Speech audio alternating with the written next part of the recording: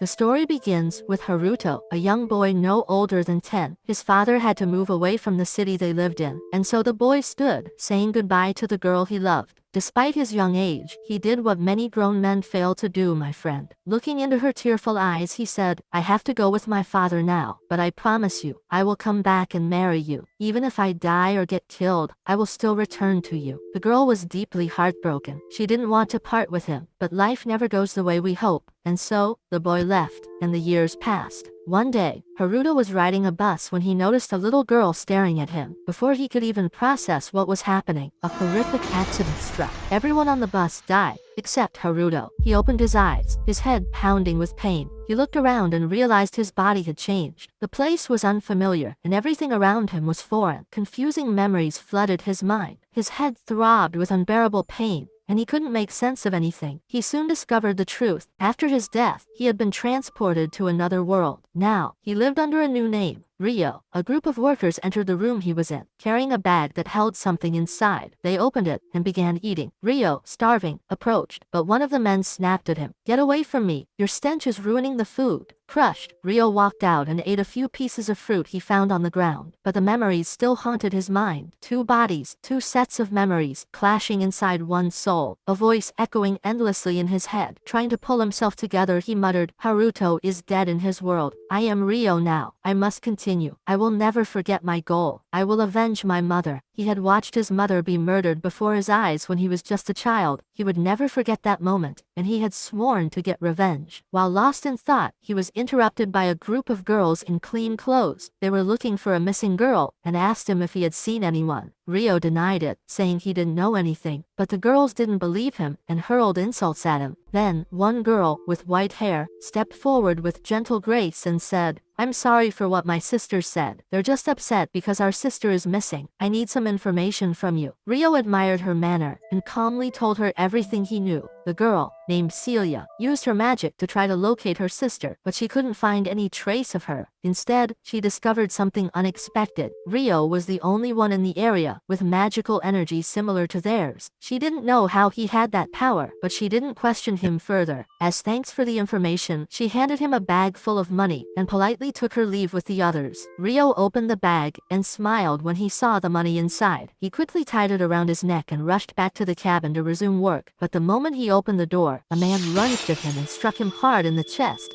sending him to the ground. Thankfully, the blow hit the bag tied to his chest and spared his life. Frustrated that Rio had survived, the attacker moved in to finish him. Rio was terrified, frozen in fear, unable to move or think clearly. Suddenly, a strange girl appeared in front of him. She gently grabbed his face and said, There's no time. You have to awaken your powers now, or we'll both die. In that instant, Rio understood. And then, it happened. He transformed into Haruto once again. The memories from his first life rushed in. His combat skills, sharp and deadly, came back instantly. He grabbed the criminal and shattered his skull in one clean strike. Catching his breath, he noticed the money bag moving beside him. He opened it, and to his shock, there she was, the missing girl. She was trembling, her voice full of fear. Please take me to the castle. My father will reward you if you bring me back. Before he could respond, she fainted from the horror of seeing the dead bodies around her. Rio lifted her onto his shoulder and set out to find the girls to return her safely. They spotted him from a distance, but as he approached, one of them rushed forward and slapped him across the face. You lied to us earlier. You said you didn't know anything, and now you're carrying her? You kidnapper. Let her go. Don't touch her again. Rio tried to explain, but the girl wouldn't listen. She was furious and fully convinced he was the culprit. Their leader raised her sword and pointed it at him. You denied knowing her before and now you bring her back? You're coming with us to the castle. You'll confess everything there. We'll decide afterward if you're innocent or guilty. If you are innocent, you'll be rewarded. Rio asked, And what if I refuse to go with you? She answered coldly, Don't misunderstand. This isn't a request, it's an order. And so, they took him to the castle. Meanwhile, the police arrived at his workplace and arrested the real criminal. They were about to interrogate him when a masked man appeared and said, The mission failed. He activated a small device, and just like that, the criminal was dead. The masked man vanished, clearly planning something far more sinister. Back at the castle, Vanessa took the princess, Flora, to her bed to treat her injuries. Rio, however, was thrown into prison for interrogation. A guard chained him up and said, Listen carefully. quickly, either confess that you kidnapped the princess, or I'll force you to talk. But Rio was completely innocent. I didn't kidnap anyone, he replied firmly. The guard didn't believe him. He beat Rio mercilessly, demanding answers. Rio, bruised and bloodied, stayed silent. He would not admit to something he didn't do. At that moment, Flora regained consciousness. Vanessa was sitting beside her, waiting for her to wake up. As soon as she opened her eyes, Vanessa told her everything. Flora immediately cried out, "Why did you imprison him? He saved my life. Bring him here at once. We need to reward him." Vanessa rushed to the prison and was horrified by Rio's condition. She shouted at the guard, "I told you to treat him gently. Why did you do this to him?" The guard defended himself. "He's a spy. He kidnapped the princess. Give me a little more time and he'll confess." Vanessa snapped, "Release him now. He's the one who saved her." Stunned, the guard obeyed. Rio, however, was still angry and refused to speak to anyone, not even Celia. She used healing magic to tend to his wounds, which slowly began to close. Later, Rio woke up in bed, surprised his pain was gone. Celia stood by and said softly, "Don't worry, you're safe now. The king himself will honor you in 2 days." She added, "I'm truly sorry we hurt you yesterday. I promise, it won't happen again." Rio smiled faintly and replied, "It's all right. But since I'll be meeting the king, I'll need your help. Teach me how to speak properly in front of him. I don't want to cause any trouble." After she agreed and extended her hand to help him up, a wave of immense joy washed over him, as if the entire world had suddenly lit up around him. Soon after, the king held a grand ceremony in which he honored Rio and officially announced his enrollment into the Noble Academy. The atmosphere was serene and magnificent. After the ceremony, Celia met him on the staircase, introduced him to his class, explained everything he needed to know, and informed him that she would be their instructor. Since Rio had joined late and exams were just around the corner, she told him, "If you ever need any help, come to me, and I'll give you private lessons." Rio was overjoyed by her words, and gladly agreed. When he entered the classroom, however, he wasn't welcomed warmly. All his classmates came from wealthy noble families, and they couldn't comprehend why the king would allow a peasant like Rio to attend their school. Rio paid no attention to their comments, and quietly took his seat. Later he went to Celia to study more, and things went smoothly from there. He continued studying with her until exam time finally arrived. While Rio was preparing, he was pushing himself very hard, which worried Celia. She tried to convince him to take it easy, reminding him he was still new and that grades weren't everything. But Rio reassured her with a calm voice, "I just want to learn, that's all." The exams began, and everyone took them seriously. A month later, the results were posted, and everyone gathered around to see how Rio had done. To everyone's surprise, Rio ranked first. One of the students erupted with anger, shouting, "That's impossible. He must have cheated or had someone help him." He was full of arrogance and baseless accusations. But Princess Christina stepped forward and said firmly, "If you have no solid proof of cheating, then it's shameful for a noble like you to act this way." Embarrassed, the boy backed off and left. After the results, Celia took Rio to her room to celebrate. She was genuinely thrilled by how quickly he learned and began to feel a deep connection with him, as if he resembled her. Rio, on the other hand, treated her as though she were younger than him, and their bond continued to grow stronger each day. 5 years passed. One day, the sword instructor noticed Rio's skill in swordsmanship and selected him, along with 2 other students, to represent the academy in the upcoming tournament. Many objected to the teacher's decision, but he stood firm and said, "Rio will compete, and that's final." Before the tournament, as Rio stood with Celia, she asked him, "What do you plan to do after graduation?" He paused, then said, "I'll leave this country. I want to visit my mother's homeland, the one she told me about when I was young." Celia was clearly saddened, but she didn't show it in front of him. Days passed, and the tournament finally began. 3 students were to challenge 3 knights to showcase what they had learned. The first match was Rio's. As the referee called his name, another student sneered at him, saying, "Try not to embarrass us. Just lose quickly and get off the stage." Rio ignored him and stepped into the arena. The referee called out the opponent. "Charles, step forward." Rio immediately recognized him. It was the same man who had questioned him when he first arrived at the castle. Charles was still angry. His rank had dropped after his previous encounter with Rio, and he had been punished. The referee signaled for the match to begin. Charles launched a barrage of powerful attacks,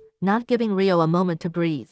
Attack after attack, Rio barely managed to defend himself, and the spectators thought he was done for. But then, Rio suddenly struck back, disarming Charles with ease. The The referee was stunned and declared Rio the winner. Charles stood there trembling, yelling, "I was just holding back. Give me another chance, and I won't go easy." But the referee shouted, "Enough! You lost fair and square in front of everyone. Accept your defeat." Charles begrudgingly admitted his loss and left. Celia and the instructor were overjoyed for Rio, and the crowd was in awe, except for Charles. That night he sat drinking alone, muttering, "That boy, he reminds me of my darkest day. Every time I see him I feel humiliated. I don't want to see his face again." The man beside him asked, "Have you known him for a long time?" Charles replied, "Do you remember 5 years ago when Princess Flora was kidnapped? He was the one who rescued her, and when I interrogated him, I hit him. The king punished me for it." The man's expression changed. Doubts about Rio grew in his mind. He began to suspect that Rio might be the same person who killed the criminal, and perhaps even someone planning to destroy the royal family. Meanwhile, Celia stood beneath a tree, waiting eagerly for Rio. Suddenly, another girl approached him and confessed her love. Rio didn't respond, and the girl walked away, but Celia had seen it all, and she was deeply affected. It seemed she had fallen for him. Later, as Celia reviewed the students' graduation forms, she noticed Rio hadn't submitted one. Her suspicions grew stronger. She realized he didn't plan to stay in the kingdom, and sorrow filled her heart. A new semester began, and Celia was now teaching magic. All the students used their magic normally, while Rio pretended he didn't know how, but in reality, his hidden magical energy surpassed them all. No one knew this, of course. After class, as everyone left, Rio approached Celia, but before he could speak, a student came up and mocked him in front of her. He sneered, "You worthless peasant! Stop clinging to the girls before I lose my temper. You think I don't know how you flirt every day?" Rio remained silent, but Celia snapped at the boy. "Enough! He hasn't done anything you've accused him of." The boy was enraged by her defense of Rio, but he had no choice but to leave. The next day, the students were assigned a field mission to explore the forest and reach its end. A senior student named Steele explained the terrain and everything they needed to know. Everything seemed perfectly in order. Then, another map appeared, one said to have come from the Stewart family, the same family that arrogant boy belonged to. According to his claim, the map contained a shortcut that would lead them to the end of the forest as quickly as possible. Naturally, everyone believed him and followed Steele, since he was supposed to be their leader. At first, they encountered a group of weak monsters, which they quickly eliminated in seconds. They continued onward until they reached a dead end. Everyone was confused. One of them asked, "Where's the path, Steele?" The boy seemed genuinely baffled, unsure of what was happening or why the path had disappeared. Suddenly, more dangerous monsters ambushed them from behind. The entire group was trapped. One of the monsters struck with a spear and injured the boy's leg, causing him to fall to the ground screaming. In the process, he collided with Princess Flora and accidentally pushed her toward the edge of the cliff. In that moment, Rio threw aside everything he was carrying and used his powers to pull the princess back up,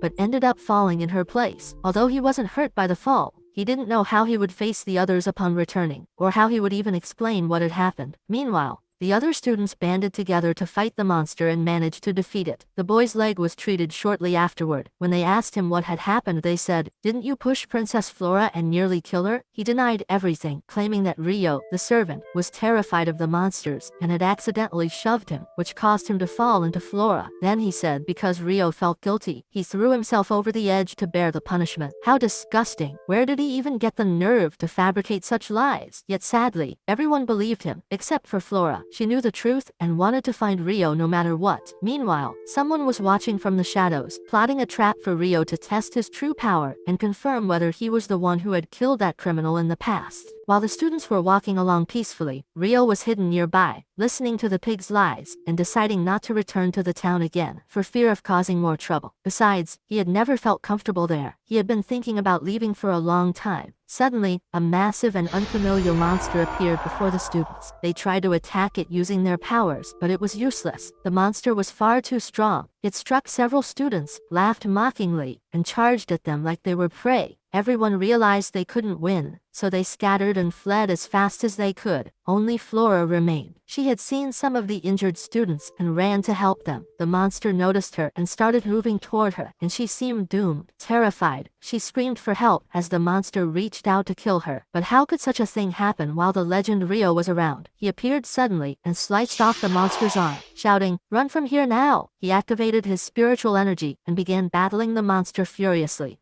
Flora watched in awe, mesmerized by the sheer power he possessed. Rio fought the beast with incredible skill. Then, gathering his energy into his sword, He struck a single clean blow that severed the monster's head. He had killed it all by himself. The other students finally arrived at Flora's location, but Rio spotted them just in time. He used his power and vanished before anyone could see him. However, the man lurking in the shadows had seen everything and now knew who Rio really was. It looked like he had dark plans in mind. At the end of the day, after all the students had returned to the castle, Celia was carrying some items to deliver to the king. Just before knocking on the door, she heard Rio's name being mentioned inside the chamber. She paused, focused on the conversation, and moved closer to listen. The pig boy's father was saying to the king, "My son caused today's incident, and I sincerely apologize.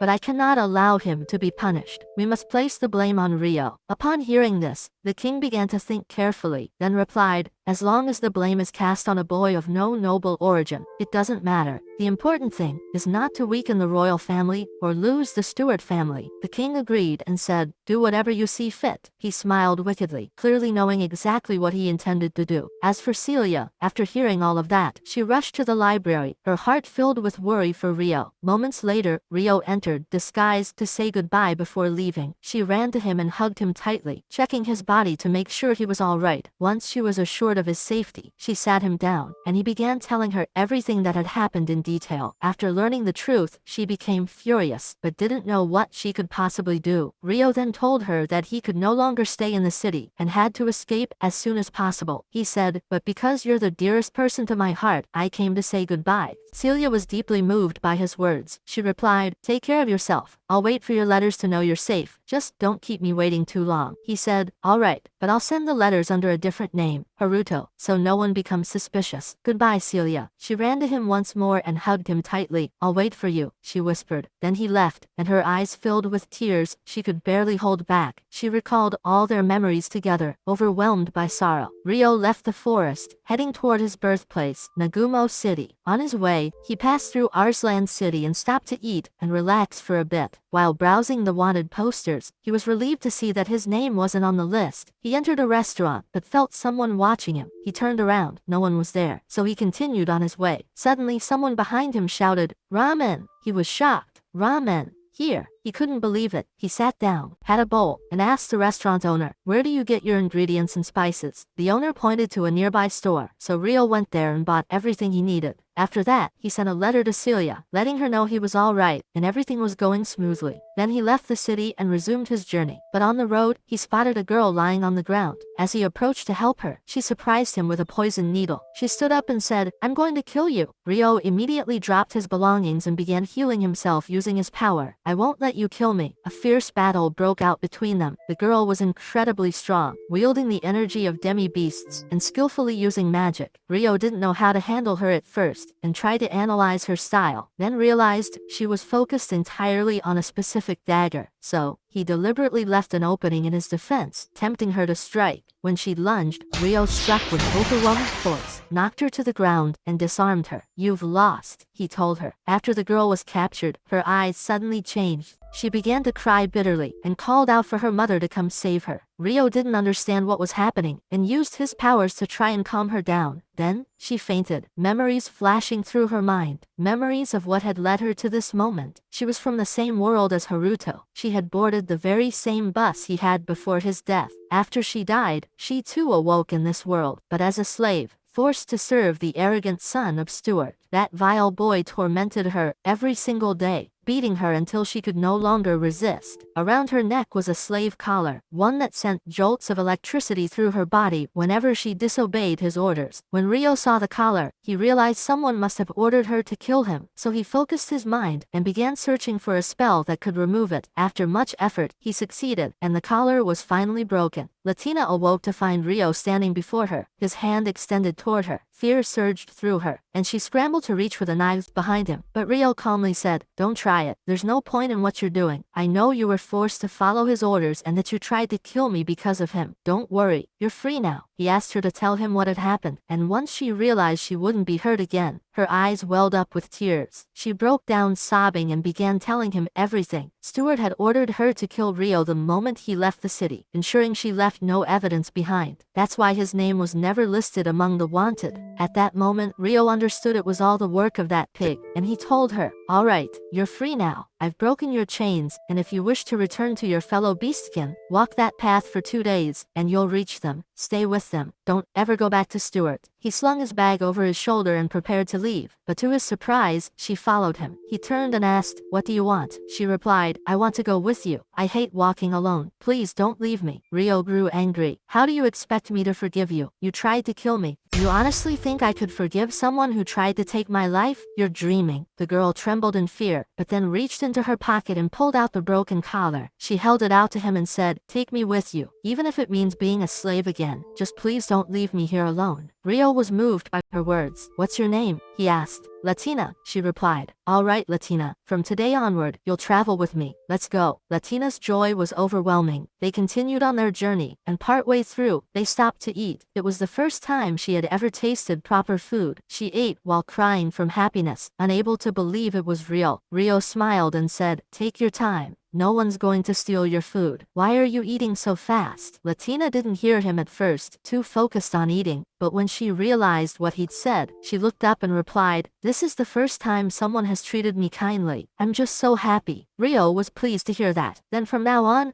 you'll eat the best meals every day, and no one will ever hit you again." Meanwhile, far away, Celia was reading a letter from Haruto. Her heart brimmed with joy. She missed him deeply and silently wished him all the best. That night, Rio and Latina set up camp. Rio took out a bowl of ramen and began preparing it as spaghetti. To his surprise, Latina recognized it instantly, calling it by its name from their former world. Rio was shocked. "How do you know its name?" he asked. "I used to eat it before," she said, though she didn't tell him where. Rio grew more suspicious that she'd gone through a similar experience to his, but he still wasn't sure. Later that night, as she slept, Latina was tormented by nightmares, visions of Japan, and the accident that had taken her life. That's when Rio knew for certain she was from the same world. He felt a deep sorrow for her and found himself growing more attached. By morning, they resumed their journey. The bond between them grew stronger. Latina began to see Rio as an older brother, a protector who would shield her from all harm. She was truly happy by his side. Eventually, they arrived at a dense forest. There, Rio noticed a peculiar tree, one that Latina couldn't see. Sensing something strange, he moved closer and suggested they rest for the night and continue in the morning. Latina entered the tent to sleep, and Rio followed shortly after. But suddenly, a noise outside caught his attention. He stepped out and was startled to find a wolf staring him down. The wolf emitted a blinding light, and 4 beastkins surrounded him. Rio was completely confused. He tried to defend himself and understand what they wanted, but they kept attacking him relentlessly. One of the girls approached to interrogate him, while another entered the tent and found Latina inside. She instantly assumed Rio had kidnapped her. Furious, they began to beat Rio mercilessly until he lost consciousness. As darkness swallowed him, that mysterious girl reappeared in his dream. "How have you been, Haruto? It's been a while," she said. "Sorry, I can't help you in your current situation, but the least I can do is give you a pleasant dream." Then she vanished. Rio awoke to find himself chained to a bed. The girls who had attacked him entered the room, accompanied by the village priestess. But before the elder could speak, Latina burst into the room, rushing to his side and embracing him with relief. She was overjoyed to find him unharmed and apologized for not being able to help. She asked who had done this to him. Realizing their grave mistake, the girls apologized sincerely. They unchained him, and the elder instructed them to prepare a comfortable room for him. Now that they understood he was innocent, the old priestess said, "Tomorrow I will formally apologize. For now, rest." Rio agreed, still unsure of what was going on. The next morning, he spoke with the elder, asking her about the mysterious tree and why only he could see it. She explained, "It's because of the spirits. Those with the ability to use them can see that tree." "Do you use spirits, Rio?" He replied, "Something like that." They entered a sacred chamber within the village, where 2 elders awaited. Their demeanor was gentle, and they spoke to Rio with great respect. First, they apologized for the way he had been brought in. Then they said, "You have earned a reward for saving one of our kin." Rio responded, "I'd like you to take care of Latina. She's been attached to me ever since we met, but my journey is dangerous, and I may not be able to protect her." The old priestess stepped forward. "We already intended to do that. Choose another gift, Rio." He replied, "If you have someone who can teach me the art of spirits, I would be truly grateful." They all agreed. "Consider it done." Then, a woman entered the room. Everyone stood in respect. Her name was Doris, the spirit of the tree, revered by all. She approached Rio, placed her hand on his head, and said, "Strange. Inside you sleeps a human soul." Rio didn't understand. "What do you mean? There's another soul inside me?" Doris explained. "Yes. You possess a power unlike any other. Within you lies a dormant soul, human in form. If it awakens, it will grant you tremendous support and vastly enhance your abilities." Rio struggled to grasp the full meaning of her words, but simply nodded and said, "All right." Days passed in the village, and Rio had begun his intense training, seeking to enhance his spiritual energy. He learned new skills under the guidance of everyone in the forest. As for Latina, she now lived in a clean home, alongside 3 demi-human girls. For the first time in a long while, she seemed genuinely happy. Meanwhile, a criminal was seen heading toward a cave, accompanied by a young boy. At the cave's entrance, the man said to the boy, "Stay here. I'm going to do something inside and will be right back." Moments after entering, he emerged holding a dragon egg in his hands. The boy, bewildered, asked why he had taken it. The man replied coldly, "That's none of your concern. I'm going to run some experiments on it. Just carry it and keep it with you until we reach the city." The boy obeyed, though his anxiety was obvious. Nervously he asked, "Won't the dragons come after us? Why did we take their egg?" The man laughed wickedly. "Relax, no one will find us. We're far enough away now." But as he glanced back, his smirk faded. A swarm of dragons was flying straight toward them, their eyes brimming with fury. At that very moment, Rio and Latina had just been officially recognized as members of the village. Doris herself had bestowed upon them the seal of belonging. A great celebration was held in their honor, filled with joy and cheer.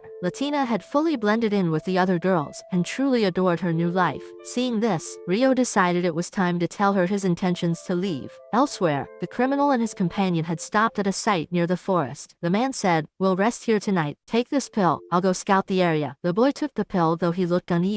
The man then used his magic to soar into the sky, heading toward the dragon's nest. Finally, he muttered to himself, "It's time to execute the plan." Meanwhile, Rio had taken Latina deep into the forest. He wanted to speak with her alone and share his decision. Latina walked beside him, smiling brightly. "Let's go back and rejoin the celebration," she said. "Why are we heading away from everyone?" "I need to talk to you about something important," Rio replied. "But first, I have one question. Have you enjoyed your life in this village?" "Enjoyed it?" she exclaimed. "I absolutely love it. Everyone is kind to me. I have friends. Life here is peaceful and warm." "That's wonderful," Rio said, smiling. "But there's something I must tell you. I'll be leaving the village to continue my journey alone. I don't want you to get hurt if something bad happens." Latina froze, her expression quickly clouding with sorrow. "No," she said softly. "I won't let you go. I want to come with you." Rio tried to explain that his journey was dangerous and he might not be able to protect her, but she was heartbroken and walked away without another word. Back in the city, alarms rang out as the dragons approached. Guards were mobilized to face the threat. At the same time, the criminal used the absence of the dragons to slip into their nest and began stealing their eggs. It was clear he had something sinister in mind. Some demi-humans noticed the young boy and moved to interrogate him, but he panicked, unleashed the hawk that accompanied him, and fled. One of the girls tried to bring him down but missed. He was still celebrating his narrow escape when a massive dragon descended in front of him. His fate was sealed. Meanwhile, the criminal had gathered all the dragon eggs and completed his mission. He then shattered the pill he had given the boy, who dropped dead instantly. The egg he had been carrying fell to the ground and rolled to a stop before Latina. The dragon saw the broken egg and, consumed with rage, assumed Latina was the one who had destroyed it. He lunged at her with lethal intent. A demi-human girl rushed to protect her, but what could anyone do against a dragon? He struck them both down with a powerful blow. They lay on the ground, helpless. At the same moment, the village felt the tremors of the dragon's attack. The celebrations halted, and everyone rushed back to their homes. Rio encountered one of the village elders along the path and asked what was happening. "The monsters are attacking," the old man said. "The forest is surrounded. We must flee at once." Rio immediately remembered Latina was still out there, and without a second thought, he raced to save her. Elsewhere, the demi-human girl was hiding behind a tree, whispering to herself, "We need to lure the dragon away from the city to protect the people." But how? This is suicide. Latina, however, paid no mind to the danger. Determined, she decided to distract the dragon herself. And indeed, the beast followed her, tearing through trees, its fury unrelenting. Just when it seemed he would kill her, Rio arrived. He struck the dragon and snatched Latina from its path, saying gently, "Stay here." Then he turned to face the beast with nothing but his bare hands. What followed was a dazzling clap.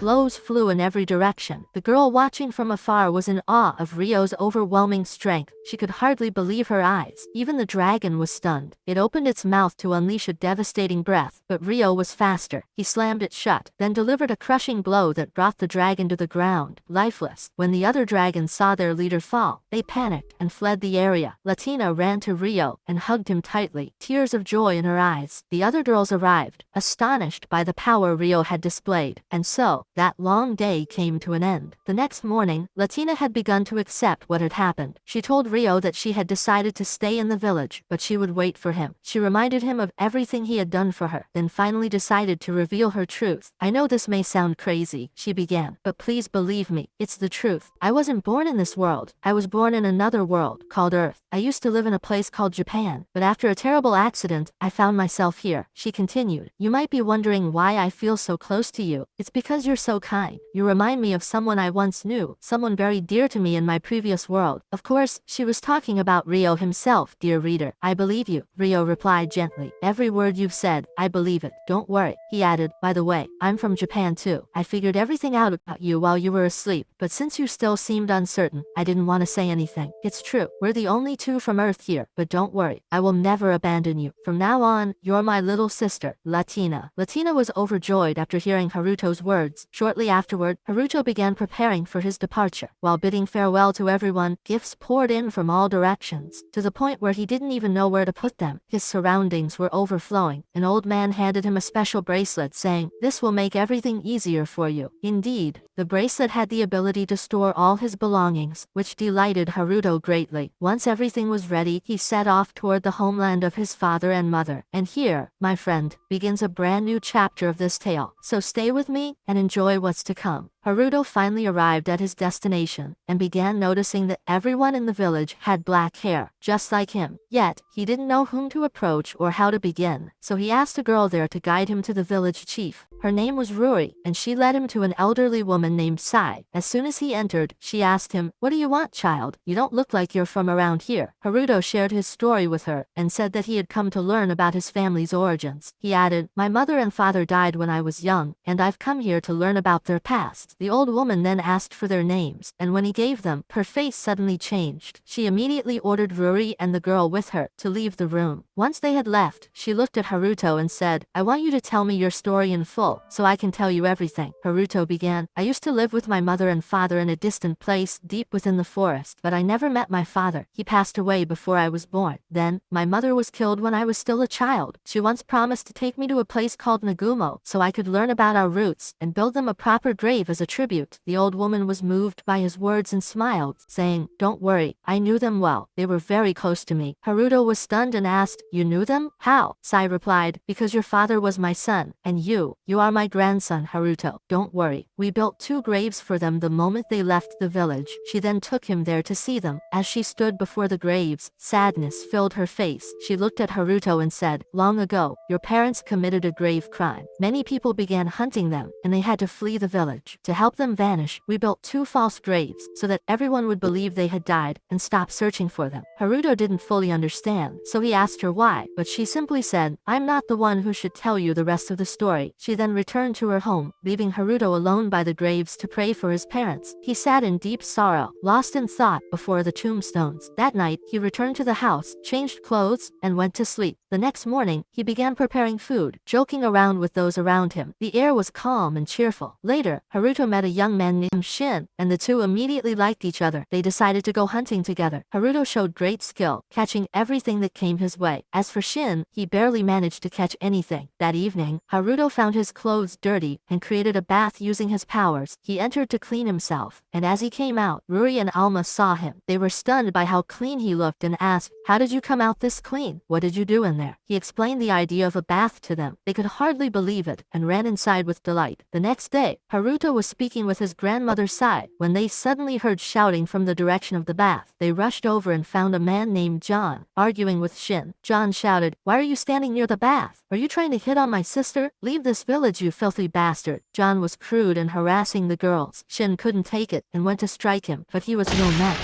John easily grabbed him by the arm and started choking him. Just in time, Sai intervened and said, "Enough, John. If you weren't the son of the neighboring village chief, I would have locked you away until you died." John replied mockingly, "What's all this about? My cart broke down, and I came to spend the night here. Is this how you treat a guest?" Sai couldn't find the words to respond. John walked away, and as he passed by Haruto, he tried to trip him. But do you really think Haruto would fall, my friend? No. John was the one who stumbled and fell, looking completely humiliated. A while later, the tax officer arrived in the village and decided to spend the night as well. During Haruto's training, Ruri and Alma were watching, amazed by his strength and physique. They asked him, "Why do you train like this every day? What drives you?" Haruto was reminded of his past love, the girl he once promised, "Even if I die, I will protect you." He told them, "It's a long story, but I'll tell you. When I was young, I loved a girl very deeply. I made a vow to keep training so that I could protect her. She's grown up now, and I don't even know where she is, or whether she's still alive. But I've never stopped training, because I believe our promise still lives. No matter how far apart we are, we'll meet again." The girls were deeply moved, filled with admiration and emotion. Later that night, Alma became scared of John, and went to sleep in Ruri's room. When Haruto found out, he gave them a magical stone, and said, "Place this in your room. If anything happens, I'll be able to protect you." They took the stone, and did as he asked.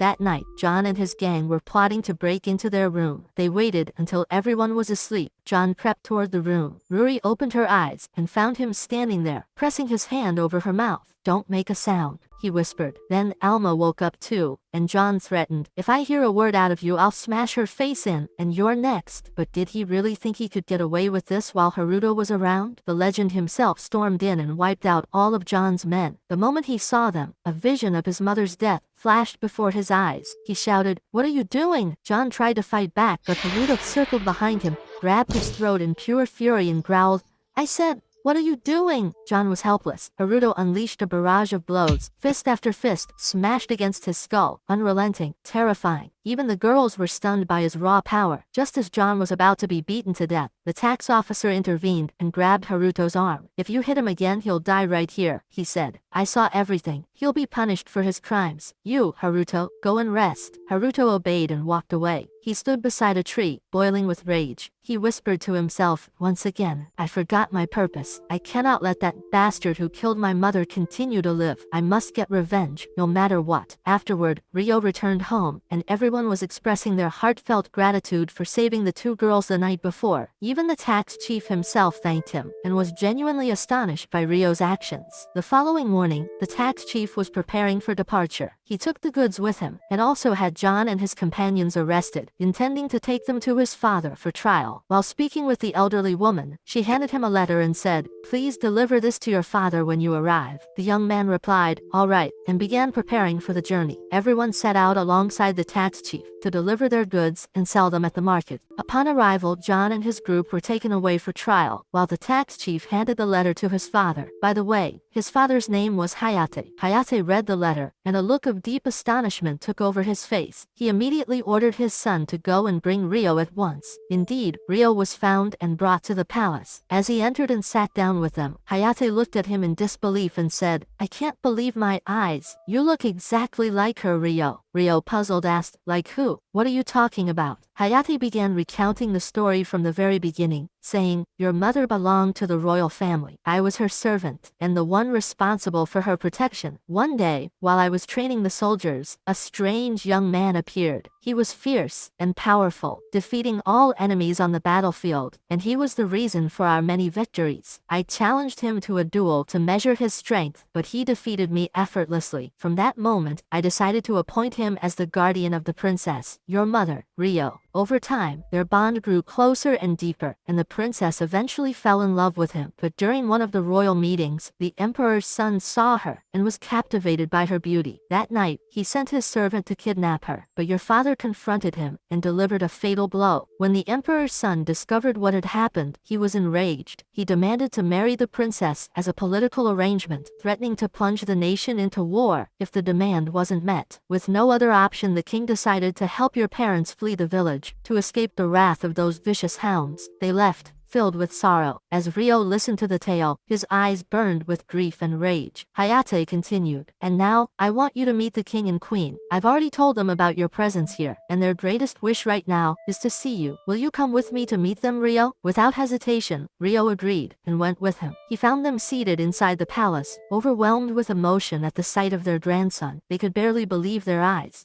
Joy filled their hearts, and Rio greeted them warmly as they began to converse. The grandfather then asked Rio to share his entire story, from the very beginning, so they could understand everything he had gone through. Rio began telling his sorrowful tale. "When I was little, I lived with my mother in happiness. Though we were poor, every day felt bright and full of life. Then one day, my father's old friend, Lucius, entered our home. He kicked me with his foot and drank from a bottle of medicine. My mother rushed in, asking what he was doing. She tried to stop him, but he attacked her and killed her right before my eyes. I stood there frozen, unable to move. I didn't even understand why he did it, but I swear, when I see him again, I will show him no mercy. I will avenge her, no matter what it takes." The king and queen were heartbroken by what their grandson had endured. They asked him, "Do you still intend to walk this path of vengeance? Have you considered letting go?" Rio replied with resolve, "I know the path of vengeance is dark, full of pain and obstacles, but it's the only path I see before me. I won't rest until the dog who murdered my mother lies dead." The grandfather admired his determination and said, "Impressive. But to truly gauge your strength, I want you to duel Hayate in a one-on-one battle. No one has ever defeated him, except for your father. Now I want to see if you truly have what it takes to claim vengeance." Rio responded, "I accept." They made their way to the training arena. Hayate rolled up his sleeves and charged at Rio with ferocity, thinking he was just a weak boy, but he had no idea that Rio would make him look like a mere child. Everyone watching the match was in disbelief. How could the legendary Hayate be unable to match Rio? Hayate stepped back, preparing to use his ultimate technique to end the duel. He thought it would be enough, but Rio unleashed his strongest move, the water spirit technique, and struck him down with overwhelming force. The king and queen were stunned. They said, "Well done, Rio. We are no longer worried. When your journey is complete, return to us. We will always be waiting for you with open arms." Rio replied, "All right, I'll come back." After that, Rio returned to the village. Everyone had already entered earlier, but Rory saw him standing by the graves of his parents. He was reaffirming his vow, whispering, "Now I know the full truth. I will take your revenge. Don't worry." He added, "Goodbye." Then he went home and told Rory everything that had happened. She was overjoyed to learn that Rio was her cousin, and her happiness knew no bounds. Later, Rio told his grandmother that he didn't plan to stay forever. He would remain until the next harvest, then continue his journey to explore the world. The elderly woman didn't object.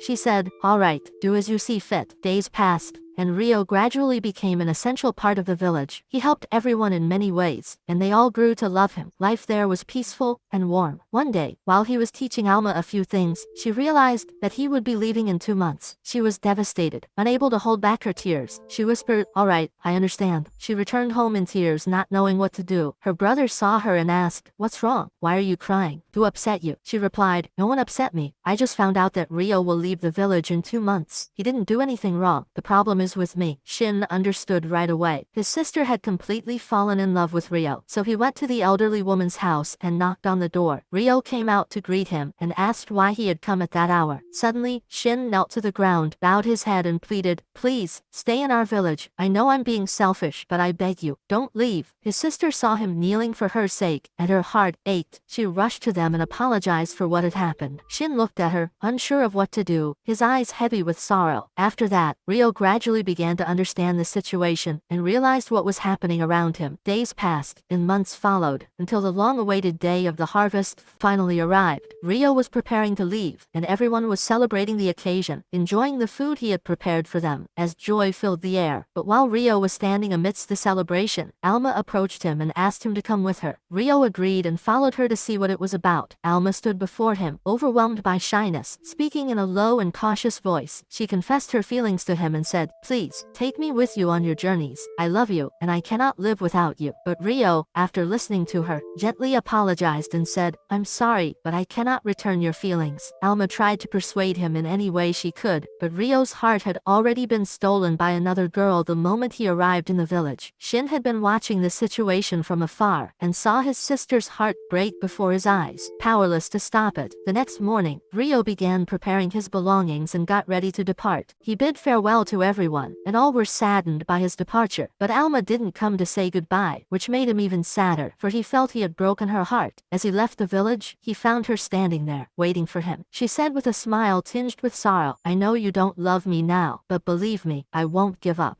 I'll keep trying until the very end. I'll never grow tired. You just have to do your best to keep up with my pace, Rio. See you." Rio smiled at that moment, feeling happy that she had returned to her strong self, and replied with a smile, "See you." Then he continued on his journey until he reached the city of demi-humans, where he met Latina. The girl was overjoyed to see him return. Completely immersed in happiness, Rio greeted everyone and told them he had been passing through and decided to visit. He also mentioned he was planning to build a small house to stay in during his visits, and everyone welcomed the idea and offered to help. Rio returned home and took a short nap. And suddenly, he woke up to find a girl sleeping beside him. He screamed, and the girls rushed in as soon as they heard his voice, witnessing the scene with their own eyes. Rio, in panic, said, "I don't know anything. Don't misunderstand." The girls couldn't comprehend what was going on, and everyone stood stunned, unable to make sense of it. At that moment, the girl introduced herself. Yes, she was the spirit Rio had once made a contract with, the one who saved him when he was a child, but now she was suffering from memory loss, unable to recall anything about herself. Rio gave her a name and said, "Come with me. We'll go to Doris to discover who you truly are." He named her Licia. They reached the village elders and everyone got to know her, and things went smoothly. Then Doris arrived and began analyzing her energy and speaking with her. She asked her many questions, but Licia didn't know the answers and didn't respond to any of them. Doris asked her about the elements she could use. Licia answered with confidence, "All of them." Doris was stunned and said, "All of them? Are you joking?" But Licia reaffirmed, "Yes, I use them all." Doris couldn't believe what she was hearing and asked Rio to test her. They went outside and the battle began. At first, Rio tried close combat and Licia matched him skillfully, moving cautiously, as if afraid to hurt him. Then she tried using all the elements. She wasn't joking, she really could use every element, with immense spiritual power, even vanishing suddenly from sight. It was truly astonishing. Doris intervened at the last moment and stopped the fight before they destroyed the forest. Then she began explaining more about spirits and their nature. After that, everyone stayed there for a while, learning more about each other's abilities. Days passed, and months followed, until Rio ended his stay there, and decided to continue his journey. The villagers gave him a set of gifts, including a hairpin that allowed him to change his hair color to any color he wanted, and a magical compass that would instantly return him to the forest. He said goodbye to Latina, and everyone else, then resumed his journey. His plan was to pass by the kingdom where he had studied as a child, to greet Celia, especially since he hadn't sent her a single letter in 2 full years. At that time, Celia stood in the garden, holding Rio's last letter, deeply saddened, hurt by the silence he had left her in. Charles, the meddlesome young man, saw her, and began to approach with his usual words. It was clear she had been engaged to him, but he was approaching her in an annoying way she could barely tolerate. Meanwhile, Rio had arrived in the city, disguised along with Licia, so no one would recognize them. They quietly sneaked toward Celia's room inside the palace and successfully reached it. They opened her desk, but it was completely empty. There was nothing inside. Rio was shocked and asked Licia to use her magic on one of the nearby servants to interrogate him. He asked, "Where is Celia? Why isn't she here?" The man told him that Celia was now at the Duke's mansion. Rio was stunned and asked why. The man replied, "It's normal. Her wedding will be held soon. She's going to marry Charles Arbor." Rio froze in place, unable to believe what he was hearing. He immediately asked, "Is this marriage her choice?" The man replied, "No, it's purely a political marriage. 3 years ago, a war broke out in the kingdom, and the king and his daughter Flora fled. After that, the Arbor family seized power, and to strengthen political ties, Celia was chosen to be Charles's bride." Rio couldn't contain himself, and decided to go see Celia himself, and find out the truth. He asked Licia to locate her, and learned she was at the Duke's mansion, heavily guarded from all directions. Do you think Rio would back down? Of course not, my friend. He snuck through the darkness without anyone noticing, and finally reached Celia, who was in deep sorrow, contemplating burning Rio's letters. And in that moment, the hero appeared. He opened the door, and his hair returned to its natural color. Celia recognized him instantly, couldn't believe her eyes, and threw herself into his arms, overwhelmed with joy. They spoke for a bit, then she hurried to prepare some tea. Rio asked her, "I heard you're getting married tomorrow. I don't want to bother you or belittle the man you're about to marry, but Charles doesn't deserve you, does he? You know that, don't you, Celia?" She replied, barely holding back her tears, "Yes, I'm marrying him tomorrow." I know your memories of him aren't pleasant, but I've grown up now and reached the age of marriage, and I must marry. Rio asked, are you sure about this? Do you truly want to live with that man? She hesitated, then burst into tears. And if I refused, would you take me? Would you marry me? Would you take me away from this place and run? Of course not. Forget what I said and get out of here before you're caught. Rio didn't understand why she was acting this way, and he tried to get the truth out of her, but she refused to answer and told him, leave. Rio left indeed, unable to understand what was going on. As for Celia, she felt overwhelming happiness to have seen him again, and said to herself, this is for the best. I'm just a puppet following orders. Rio shouldn't have to carry my burdens. At that moment, Rio stood beside Aisha, sorrow clouding his face. He was clearly displeased with the situation and with Celia's behavior, and he was doing everything he could to uncover the full truth. And indeed, the next morning, Celia was preparing for her wedding ceremony, the sadness etched deeply into her expression. Meanwhile, Charles was standing with a known criminal, and it became clear that the two had formed a secret alliance aiming to overthrow the royal family and seize the throne. The criminal sensed a spiritual presence nearby, but he couldn't pinpoint its source. As for Celia, once her preparations were complete, she stepped out of her room, only to be introduced by Charles to his 6 other wives. Yes, my friend, that scumbag was already married to 6 women, and now he wanted Celia to be the 7th. He left them to get to know one another, strutting away in his arrogance. In those tense moments, the wives turned to Celia and spoke with pure disdain. You may be the king's daughter now, but once you marry Charles, you'll be the lowest among us. You better learn your place now, or we won't be so kind next time. Celia couldn't respond. Her heart was drowning in sorrow. Aisha had been watching from afar, and after hearing everything, she rushed to tell Rio what had happened. Soon after, Celia boarded the wedding carriage and sat beside Charles as the wedding procession began to move. Rio stood at a distance, watching everything unfold. He saw the pain in Celia's eyes and was overcome with anger and heartbreak. Can you imagine, my friend, Celia being stuck in this misery forever? But just as she stepped down from the carriage and reached out to take Charles's hand, the beast awakened. Rio appeared. He charged through the soldiers like a raging storm, seeing no one in front of him. Even those on horseback couldn't stop him. He tore through them one by one. He landed a crushing punch on Charles, then grabbed a dagger and held it to Celia's neck, shouting, don't move! Anyone who gets closer, she dies! Celia was stunned. She didn't understand what was happening or why Rio would put himself in such danger. But then Rio spoke to her through telepathy. Calm down. I'm not here to hurt anyone, and I'm not here to take you by force. I just want to know your true desire. If you wish to cancel this wedding without anyone blaming your family, just say the word, and I'll make it happen. But if you truly wish to marry Charles, I'll walk away without causing any harm. I just need to know. What do you want, Celia? She was overwhelmed, unable to think straight, but she summoned all her courage and replied, take me with you. I don't want to marry that dog. Rio smiled and said, as you wish, my lady. He lifted her in his arms, looked at Charles with scorn, and declared, listen, mutt, I'm taking your bride right in front of you, on your wedding day, and there's nothing you can do about it. Then he bolted with her in his arms. Celia was overwhelmed with joy, barely able to believe what was happening. Her family cried out, terrified for her safety. But when her father looked into her eyes, he knew something far greater was at play. At that same time, the criminal realized that Rio was using spirit magic. He began to suspect that Rio was the same young man he had seen before. He observed him closely, piecing together the signs, until he was certain. He launched a powerful attack to test Rio's abilities. Rio blocked the strike, then took off, carrying Celia, while the soldiers chased after him, trying to trap him. He slipped into a narrow alleyway and handed Celia to Aisha, saying, take her and run. I'll catch up with you soon. Aisha didn't hesitate. She grabbed Celia and escaped, while Rio stepped back out to distract the soldiers. They all charged at him recklessly, surrounding him from all sides. But Rio didn't flinch. He unleashed his fury, sending the soldiers flying, one after another. Just when he was about to escape, Alfredo arrived. Yes, Alfredo, the strongest soldier in the entire kingdom. He attacked Rio with all his might, and Rio barely managed to defend himself. He struck again, and Rio blocked once more. Then Rio shoved him backward. The watching soldiers were in utter shock.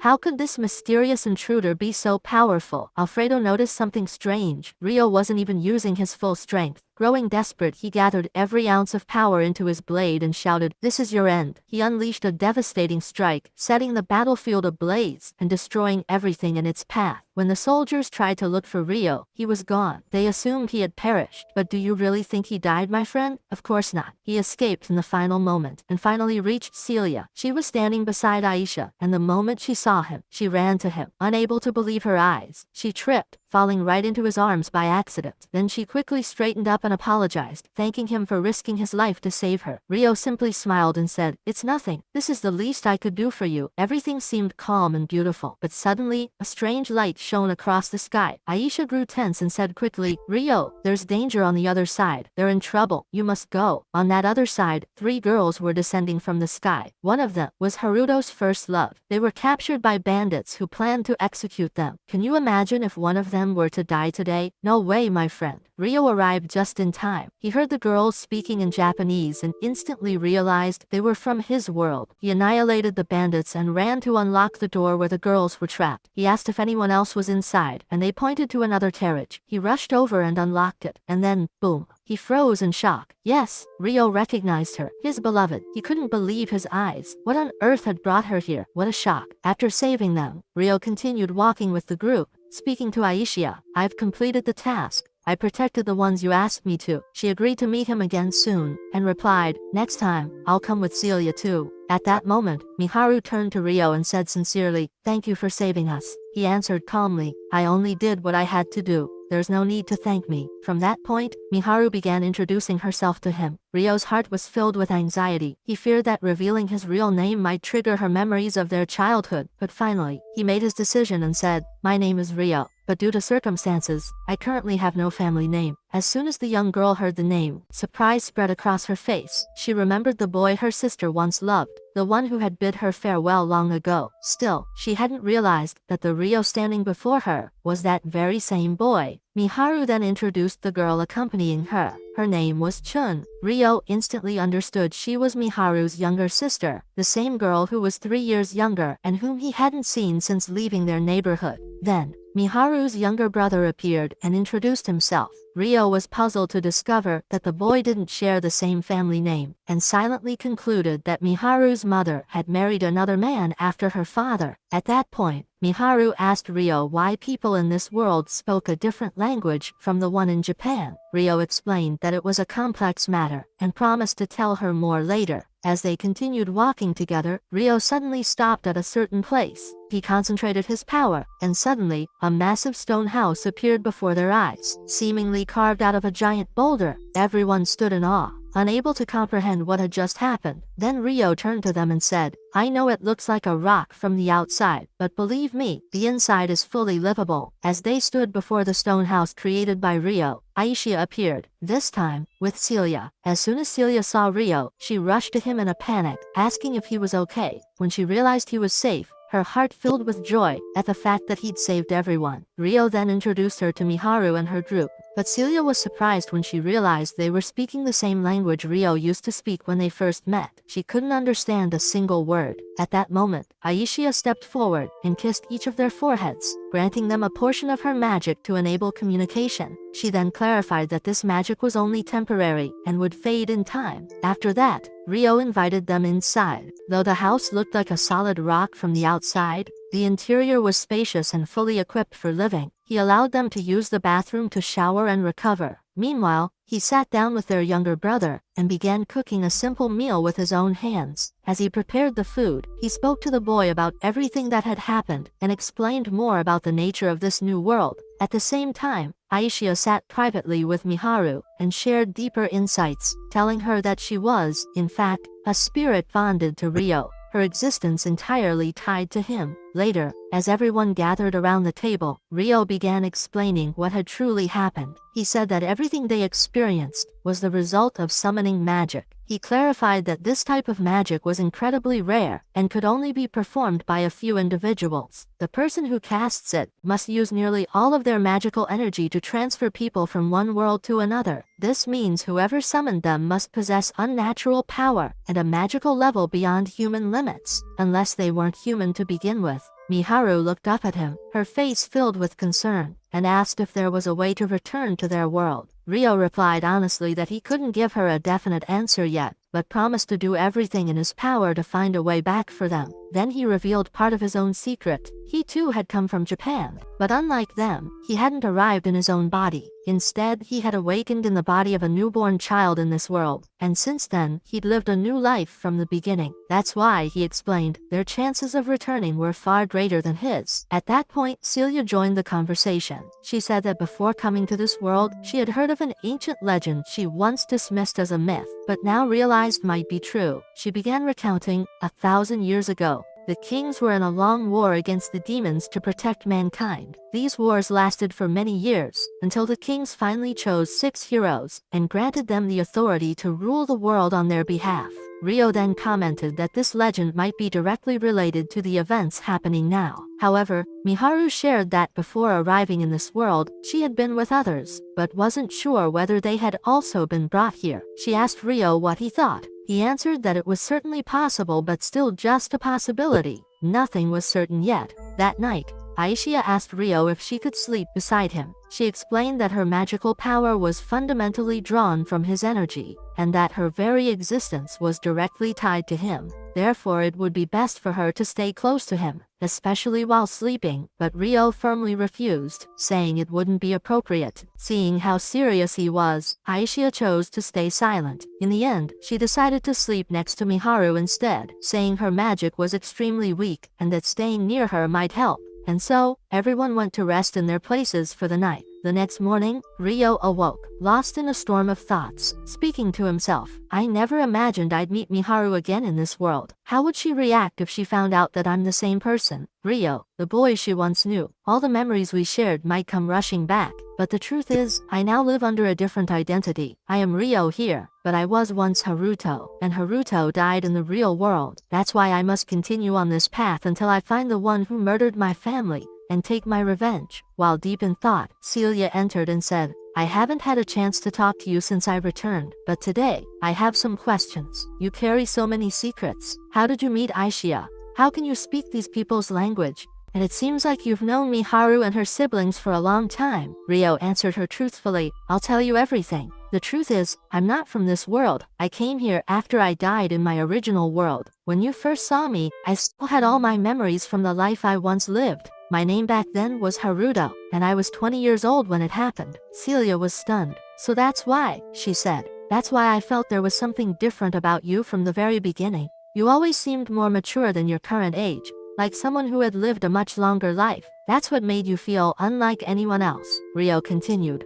By coincidence, Miharu and her siblings who were transported here, they're also from my world. And Miharu especially. She's not just anyone. She was my childhood love, the girl I once promised to return for and take with me when I grew up. Upon hearing that, Celia finally opened up about what had truly been troubling her. She admitted she'd been constantly worried about her father, and didn't even know if he was safe. Rio tried to comfort her, and suggested she write to him to check on him, but using an alias, so that she wouldn't be discovered, and still get her message to him. That night, we see Charles sitting with Rice, both discussing the strange events unfolding around them. Rice said, I never expected your fiancé to be kidnapped so suddenly. But Charles, trying to appear composed, replied, there's no need to worry. We managed to eliminate the bandits. The problem now is, we have no information on Celia's whereabouts. Even worse, all our searches have come up empty, so we'll have to close the kingdom's borders until we find a new lead. Doubt began to creep into Rice's voice.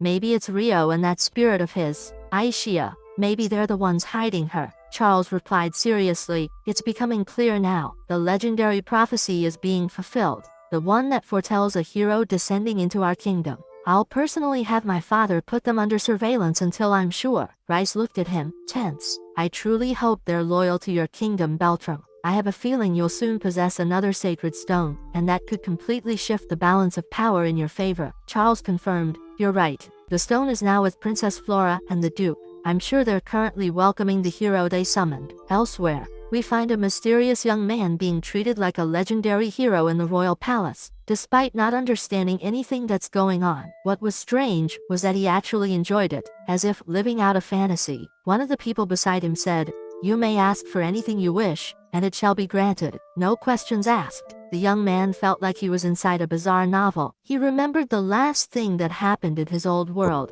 how he was just lying in bed, living an ordinary life, when suddenly a massive magical circle appeared beneath him and transported him here. When he woke up, he was surrounded by soldiers, and standing before him were Princess Flora and her loyal guardian Gustav. Startled, he shouted, "Who are you people? What's happening right now?" Flora stepped forward and introduced herself. "I am the second princess of this kingdom. This is Gustav, my faithful protector." It was then that the young man realized he truly had been pulled into a different world altogether. Flora looked at him and said, "It's clear you're the chosen hero, foretold by the great prophecy of the 6 kings." It was the same prophecy Rio had mentioned earlier. She began telling him the story, though he didn't understand much of it. Then Flora added, "The greatest proof that you're the hero is the sword you're holding." The boy looked down in surprise. There was indeed a sword in his hand, one he hadn't even noticed before. Seeing the opportunity, he decided to play along and introduced himself as Sakana, and from there, negotiations began between him and the kingdom, and deep down he was determined to walk away victorious. While speaking with them, Sakana realized that the reason he was brought here had something to do with the stone Princess Flora possessed. He asked them directly if they had a way to send him back to his original world, insisting that what happened to him was nothing short of kidnapping. Flora answered honestly, saying she didn't know if that was possible. Gustav then stepped in to calm the tension, assuring him that he was misunderstanding the situation, and that Gustav himself would explain everything. Meanwhile, Rio was flying through the skies with Miharu, carrying her in his arms. She was both awestruck and overwhelmed. This was her first time ever experiencing flight. It felt surreal to her, like she was dreaming rather than awake. On the other side, Celia sat with Aisha, asking questions about Rio, trying to understand him better. She said he always seemed mysterious and hard to grasp. But Aisha responded, "I know everything about him. We share memories and awareness. We possess one soul.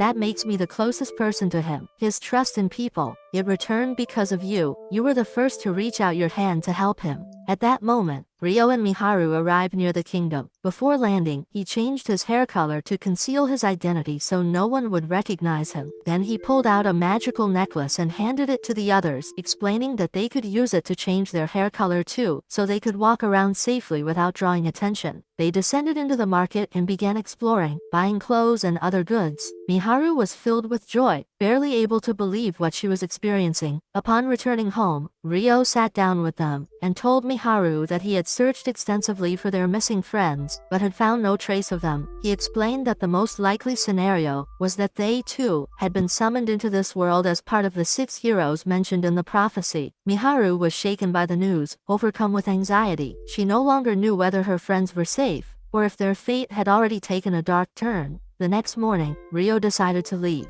He bid everyone farewell and entrusted Aisha with taking good care of everyone at the house. Then, using his unique techniques, he teleported and vanished in the blink of an eye, arriving at the spirit village. The moment his feet touched the ground, Latina appeared, having sensed his energy from afar. Her eyes lit up with joy at seeing him again. Soon the rest of the girls followed, all of them rushing toward him, overwhelmed with happiness for being able to see him once more. Rio told them he had come for an urgent matter and needed to consult the village elders about something of great importance. He asked the girls to help him arrange a meeting. They guided him to the council of elders, where Rio sat before them and began recounting everything that had happened. He said, "The 6 pillars suddenly lit up, and at that exact moment, 3 people from another world appeared. I believe they're connected to the ancient legend, the one about the 6 heroes foretold to come and save this world." One of the elders asked in surprise, "And why do you believe they are from another world?" Rio replied confidently, "Because they're currently living at my house. I've been protecting them, and they still know nothing about this world. I'm also convinced that 2 others were accidentally pulled in during the summoning process, and were lost somewhere along the way." Another elder stood up, astonished. "You actually managed to communicate with them?" Rio nodded. "And how did you understand their language?" Rio answered coolly, "In my previous life, I lived in their world, so talking with them was natural for me." He then added, "Still, I won't reveal everything now. I'll leave the details for a more suitable time. What I need from you is a promise. Allow the 3 siblings, and 1 more person, to stay in the village temporarily, until I can find a way to return them to their world." The elder asked, "We understand the part about the 3 siblings, but who is the 4th person?" Rio replied, "She's my teacher. I saved her from a political marriage that would have destroyed her. On her wedding day, I rescued her from that fate. The girls present looked at him in admiration, touched by what they heard. The elder nodded and said, I agree to welcome them into the village, but under one condition. If they ever return to their world, they must never reveal the secrets of the spirit village. Rio accepted without hesitation, and it was agreed that he would personally bring them to the village. That night, Rio stood with Latina and said, I'm sorry for talking about my past life in front of everyone, but I had to do it to explain things to the elders. She asked him, do you think I should tell them the truth too, that I'm also from another world? He replied, you're not obligated to say anything. If you want to keep it a secret, then keep it to yourself. She asked again, those people who appeared, they're from your world, aren't they? He answered, yes, they're from my world. She followed up, did you tell them that? Rio nodded. Yes, if I hadn't, they would have asked how I understood their language. I had no choice but to tell them. But even if more people from our world appear, you'll still be special to me, Latina. Then he explained, one of them is a girl who was my childhood love. The others are her siblings. Still, I've kept it a secret that I'm the same boy she once loved, for two reasons. First, they're still adjusting to this world. Second, I'm no longer the same person I used to be in the other world. He asked Latina to keep this conversation between them. The next day, Rio said goodbye to Latina and the rest of the girls, telling them he would travel to retrieve the three siblings. He would be gone for about 2 weeks, and so he departed. We then shift to a completely different kingdom, where the king was seated in a grand hall with a princess. He told her that he summoned her urgently for a serious matter. He explained, we used a powerful magical stone to summon a girl from another world, and it turns out she's a hero. I've heard that your kingdom also managed to summon someone from another world. Since this has now become a reality, I want you to inform your kingdom that they are invited to the ceremony we're hosting, and don't forget to remind them of the hero they summoned. The princess agreed to deliver the message, but she asked, what is the name of the hero you summoned? The king replied, she said her name was Suki, but later explained that Suki is her family name, because in her world, family comes before the individual. The princess found the name strangely familiar, as if she'd heard it before, and it stirred a suspicion in her heart that Suki might be from the same world as their own hero. The king granted her permission to meet Suki in person, and so the king's daughter escorted her to where she was staying. Elsewhere, we see Rice standing in the heart of a dark forest, surrounded by terrifying monsters whose eyes glowed in the shadows. He issued a cold command. I want you to capture anyone with immense magical power. You have until tomorrow. The monsters shot off like a raging storm, rushing toward their target. Meanwhile, Grace's trap to ensnare Rio was slowly unfolding. The next day at Celia's home, she was sitting and playing with the younger brother, while Miharu sat with her sister. Their conversation inevitably turned to Rio since the moment they met him. Her sister noticed and asked with clear jealousy, why are you talking about him all the time? Jealousy was written all over her face. Miharu replied calmly, trying to reassure her, I trust Rio. I'll leave everything to him. He'll find a way. Her sister gave a sarcastic half laugh and said, this is the first time I've seen you flustered in front of a guy. You seem happy being around him. But Miharu quickly denied it. Maybe it's just because he's kind and gentle with us. Nothing more. Her sister snapped back. His rudeness reminds me of the old Haruto. Realizing her words were harsh, she apologized and left, only to fall deep into thought. Did she still love Haruto? Or was her heart beginning to lean towards someone else? At that moment, Rice's monsters appeared around the house. The air changed. A heavy, eerie presence blanketed the area. Miharu and her sister froze in fear and rushed to get inside. But the monsters broke through the magical barrier and stormed in with terrifying force. Just as it seemed everything would end, Aishia appeared, unleashing a powerful spell that drove the monsters back. She said, they were drawn by the barrier's energy, but don't worry, I'll protect you even if it costs me my life. Before she could finish her words, a massive beast lunged at Miharu and her sister. At the last moment, Celia intervened and saved them both. Suddenly, a whirlwind of power burst through the air. Rio had arrived, throwing himself into the battle with everything he had. The monsters fought back with abnormal strength. They weren't ordinary creatures. Aishia told him, these monsters don't emit the usual aura. Their dark color exposes what they truly are, something entirely different. Rio managed to take one down, only to find its body vanish and leave behind a strange crystal. He realized this was no illusion. These were real beasts. At the same time, Aishia used her magic to eliminate the rest. After the battle, Rio gathered everyone and said, we have to move immediately. The danger is far from over. On the other side, Rice was observing as his monsters returned to him, but he noticed some of them never came back, specifically the ones Rio had defeated. The others returned, bringing captured warriors caught in the trap.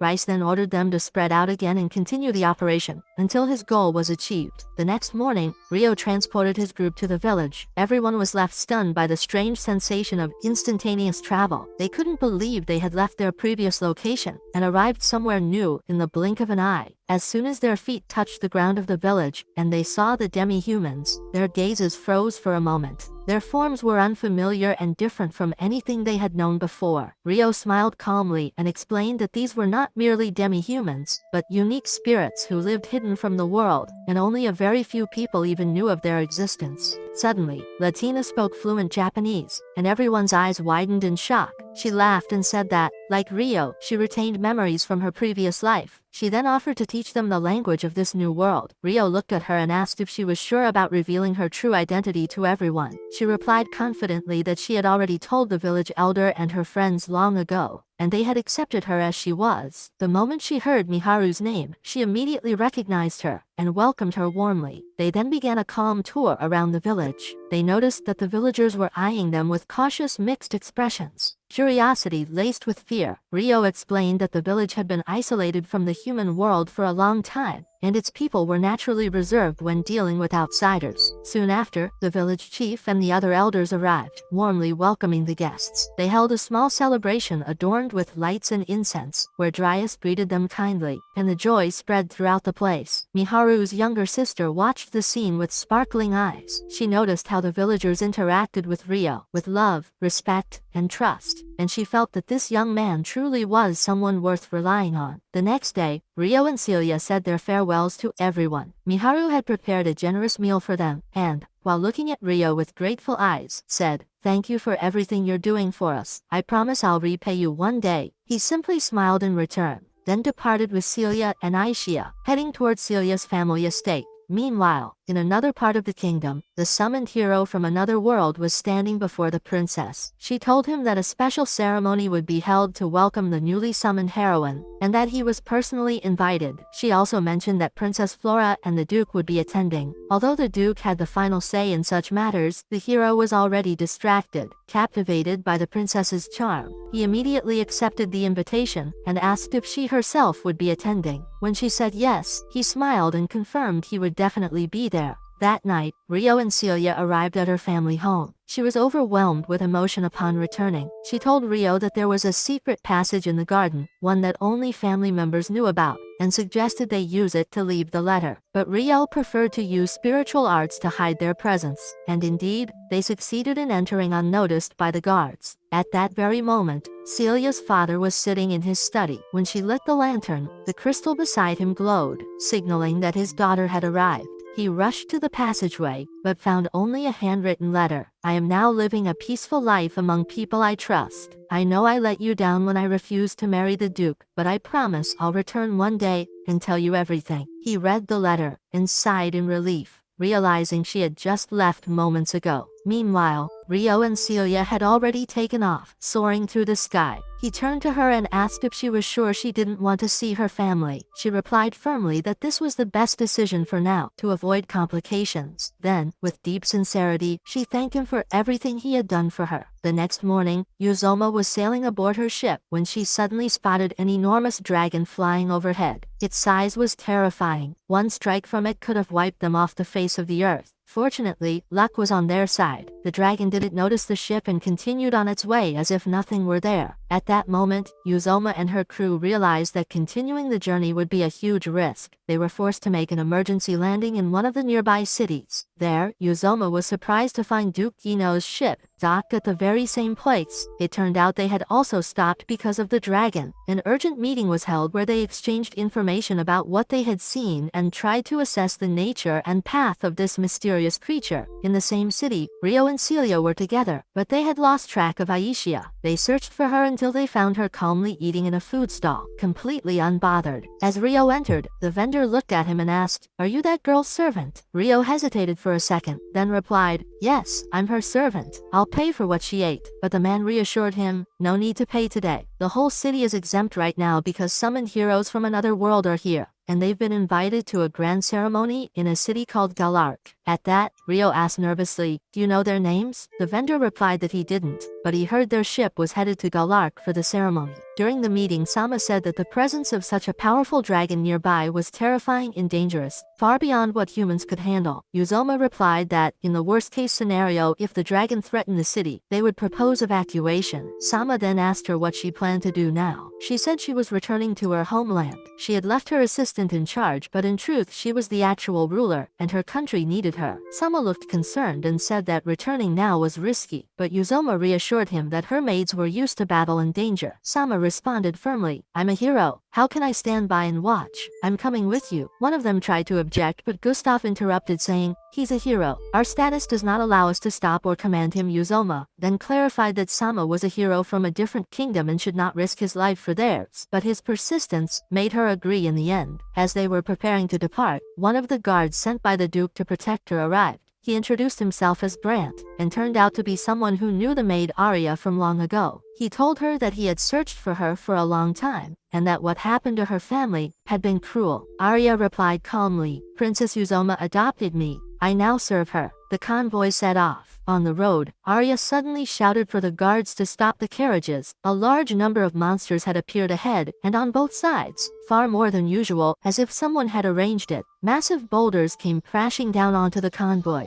Arya released her magical power and formed a barrier to protect the princess and those around her, but the monsters kept increasing, nearly 400 of them. Arya bravely stood at the front and ordered the soldiers to stay behind and protect the princess no matter what. She stepped forward alone and unleashed a stunning attack that shocked everyone. In the distance, Rice was watching the scene. He was the mastermind behind it all. He muttered to himself, I didn't expect them to hold out this long. That assistant is stronger than I thought. Back in the carriage, Sama was panicking, trying to hide his fear. He pretended to be calm and said, why haven't the guards taken care of the monsters yet? If this continues, I'll step in. Suddenly, a massive object crashed onto the carriage, shaking it violently. Sama drew his sword and shouted, I can't take this anymore. I'm fighting. He jumped out of the carriage, followed by the two princesses. Uzoma cast a barrier spell to protect Flora. Still, Sama hesitated to unleash his power. He knew that activating it would draw the monsters toward him, and the truth was, he didn't have the real skill to face such overwhelming numbers. So he asked the third princess to tend to Flora and help a wounded soldier. She used a healing technique that revived their morale. Her assistant soon returned and reported that she had eliminated many of the monsters. The princess smiled confidently and said,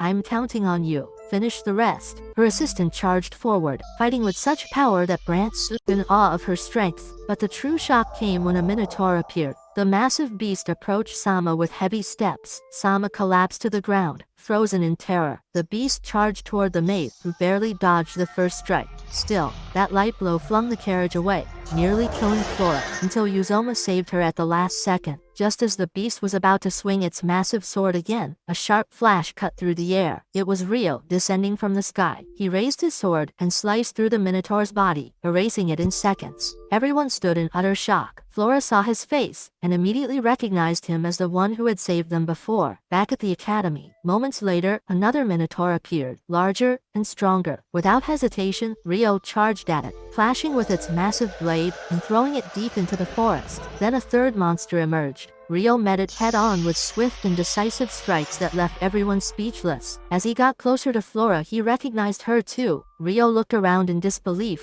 He couldn't comprehend how he had encountered the princess in a place like this. He muttered to himself, I never imagined I'd see her here. Suddenly, Princess Uzoma addressed him, thanking him and introducing herself as the ruler of Amandi. In return, Rio introduced himself as Haruto. At that moment, Flora's eyes widened in surprise, as if she suspected he was the same Rio she had known before, but she wasn't entirely sure. Rio noticed her expression and asked calmly, Did I do something to trouble you, princess? She replied, somewhat flustered, No, not at all. I just feel like I've seen you somewhere before. Rio answered with a slight smile, I don't think that's possible. Just then Flora's attendant spoke up. If the princess feels like she's seen you before, perhaps you're a noble and not just an ordinary man. But Rio quickly denied it. No, I'm just a wanderer. I travel from place to place, training with the sword. I have no ties to royalty. Suddenly, a maid approached. The moment she laid eyes on Rio, she recognized him instantly. Calling out his name, she said, Haruto, I was the one who helped you at Rika's shop that day. I'm Chloe. This came as a surprise to the princess, who hadn't expected Chloe to know him. Chloe quickly explained, I was in charge of the main branch in Amandi,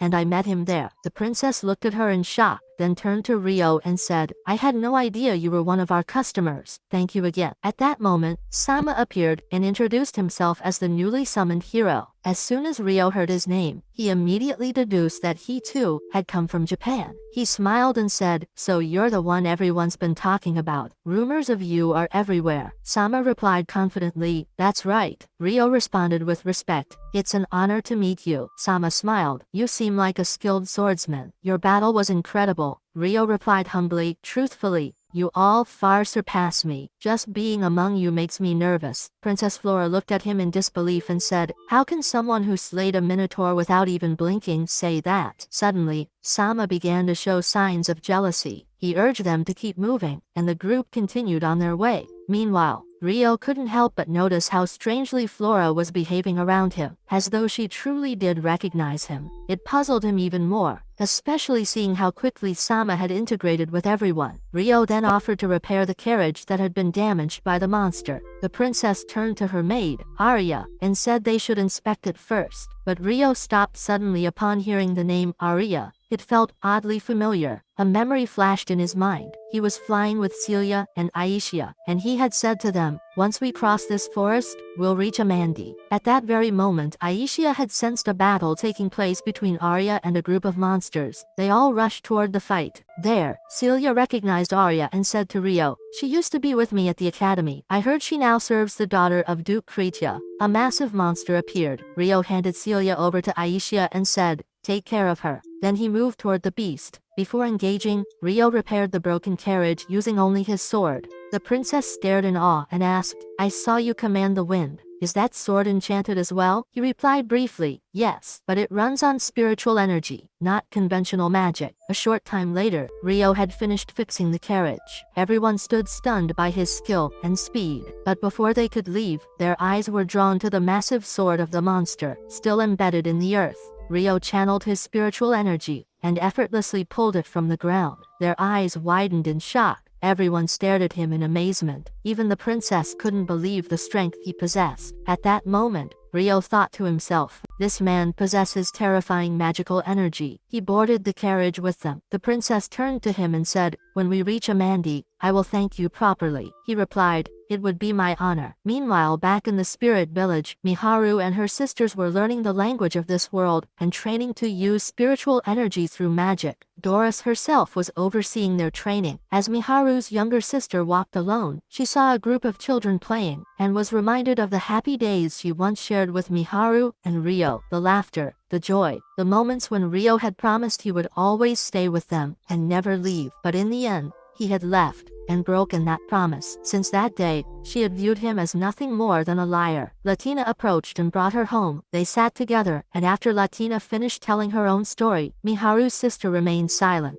deep in thought. Then she spoke softly. There was someone I loved in the past, but he betrayed me and caused me so much pain that I started seeing the world differently. Later, my mother remarried and had a son, my younger brother, and I also gained an older brother, my stepfather's son. Since then, my life changed. He was always by my side, helping me, caring for me, with a kindness I could never forget. That's what made me cling to him. That's what made me feel like I wasn't alone in this world. Meanwhile, in the great empire of Prokashia, Emperor Nedal sat in his grand palace. One of his loyal subordinates appeared before him and said, it seems, my lord, that you're planning to launch a new war. The emperor smiled arrogantly and replied, yes, I want to ignite war by any means necessary. I seek to expand my power and take control over the rest of the kingdoms. I've already sent an envoy to the neighboring kingdom. This will be the first step in the plan. Then came the twist. A familiar figure entered the room. It was Rice, the envoy sent to to the kingdom. Through his manner and words, it became clear that he and the emperor had shared plans and had been in secret alliance for some time. A quiet yet cunning pact had been taking shape behind the scenes, filling the atmosphere with tension and silent calculation. Rice turned to the emperor's aide and said frankly, "I have a request. I need your support. I want to succeed in kidnapping one of the princesses, Flora to be exact. Having her in our grasp will accelerate the execution of our plan, but the mission is extremely dangerous, and I cannot do it alone. That's why I need your full support. Without it, there's no guarantee we'll succeed." The next day, Rio entered the city accompanied by his assistant, whom he dropped off before heading straight toward a restaurant in the city center. There, he found Celia and Aisha sitting together. He greeted them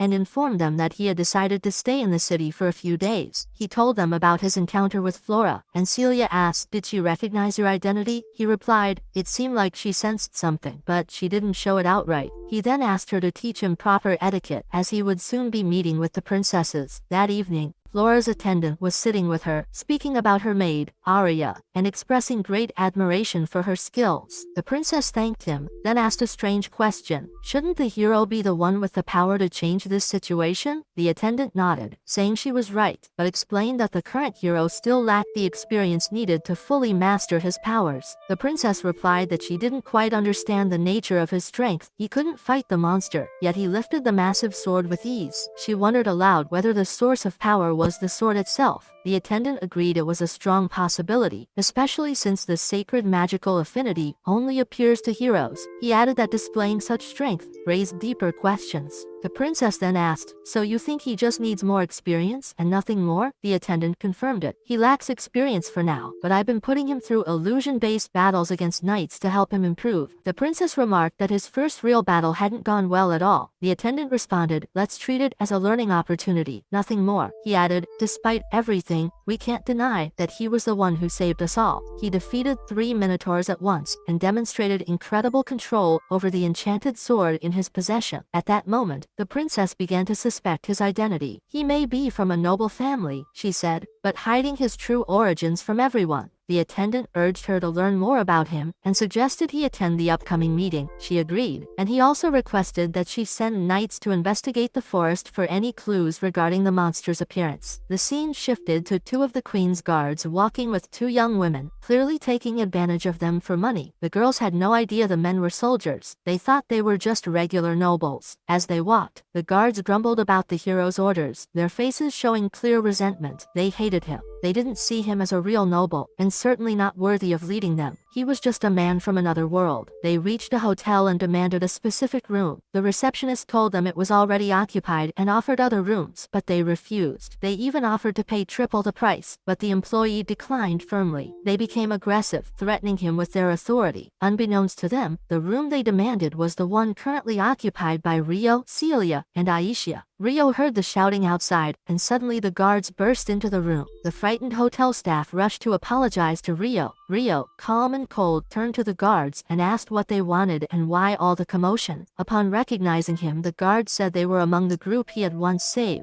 As Rio learned their names, we discovered they were Stuart and Alfor, his former classmates at the academy. They immediately began mocking him, as they used to. Rio replied flatly that he didn't remember them, and didn't want to. When he asked why they were here, one of them said they wanted to use his room. Despite this, Rio responded politely, "I was just having my meal. You're welcome to come in and eat if you'd like." He got up to leave with Celia and Aisha, but one of the soldiers stopped him and asked him to stay for dinner. Rio replied calmly, "I've had enough to eat." The soldier grew agitated. "So, you're rejecting our invitation?" He accused Rio of arrogance, calling him a commoner. "You may be skilled with a sword, but you're still just an ordinary man." At that moment, the hotel staff intervened, warning Rio that continued trouble with guests would force disciplinary action. Rio prepared to leave again, but the soldier blocked his path. "You don't know how to show proper respect to nobles," he sneered. Rio replied coolly, "Unfortunately, I was born an ordinary man." He added, "I don't like raising my hand against others for their actions, but I heard that regional laws allow duels under certain circumstances." That sentence was all it took to enrage the guard. "How dare you speak to me like that?" The soldier lunged, but Rio easily dodged the blow and controlled the situation. In a blur,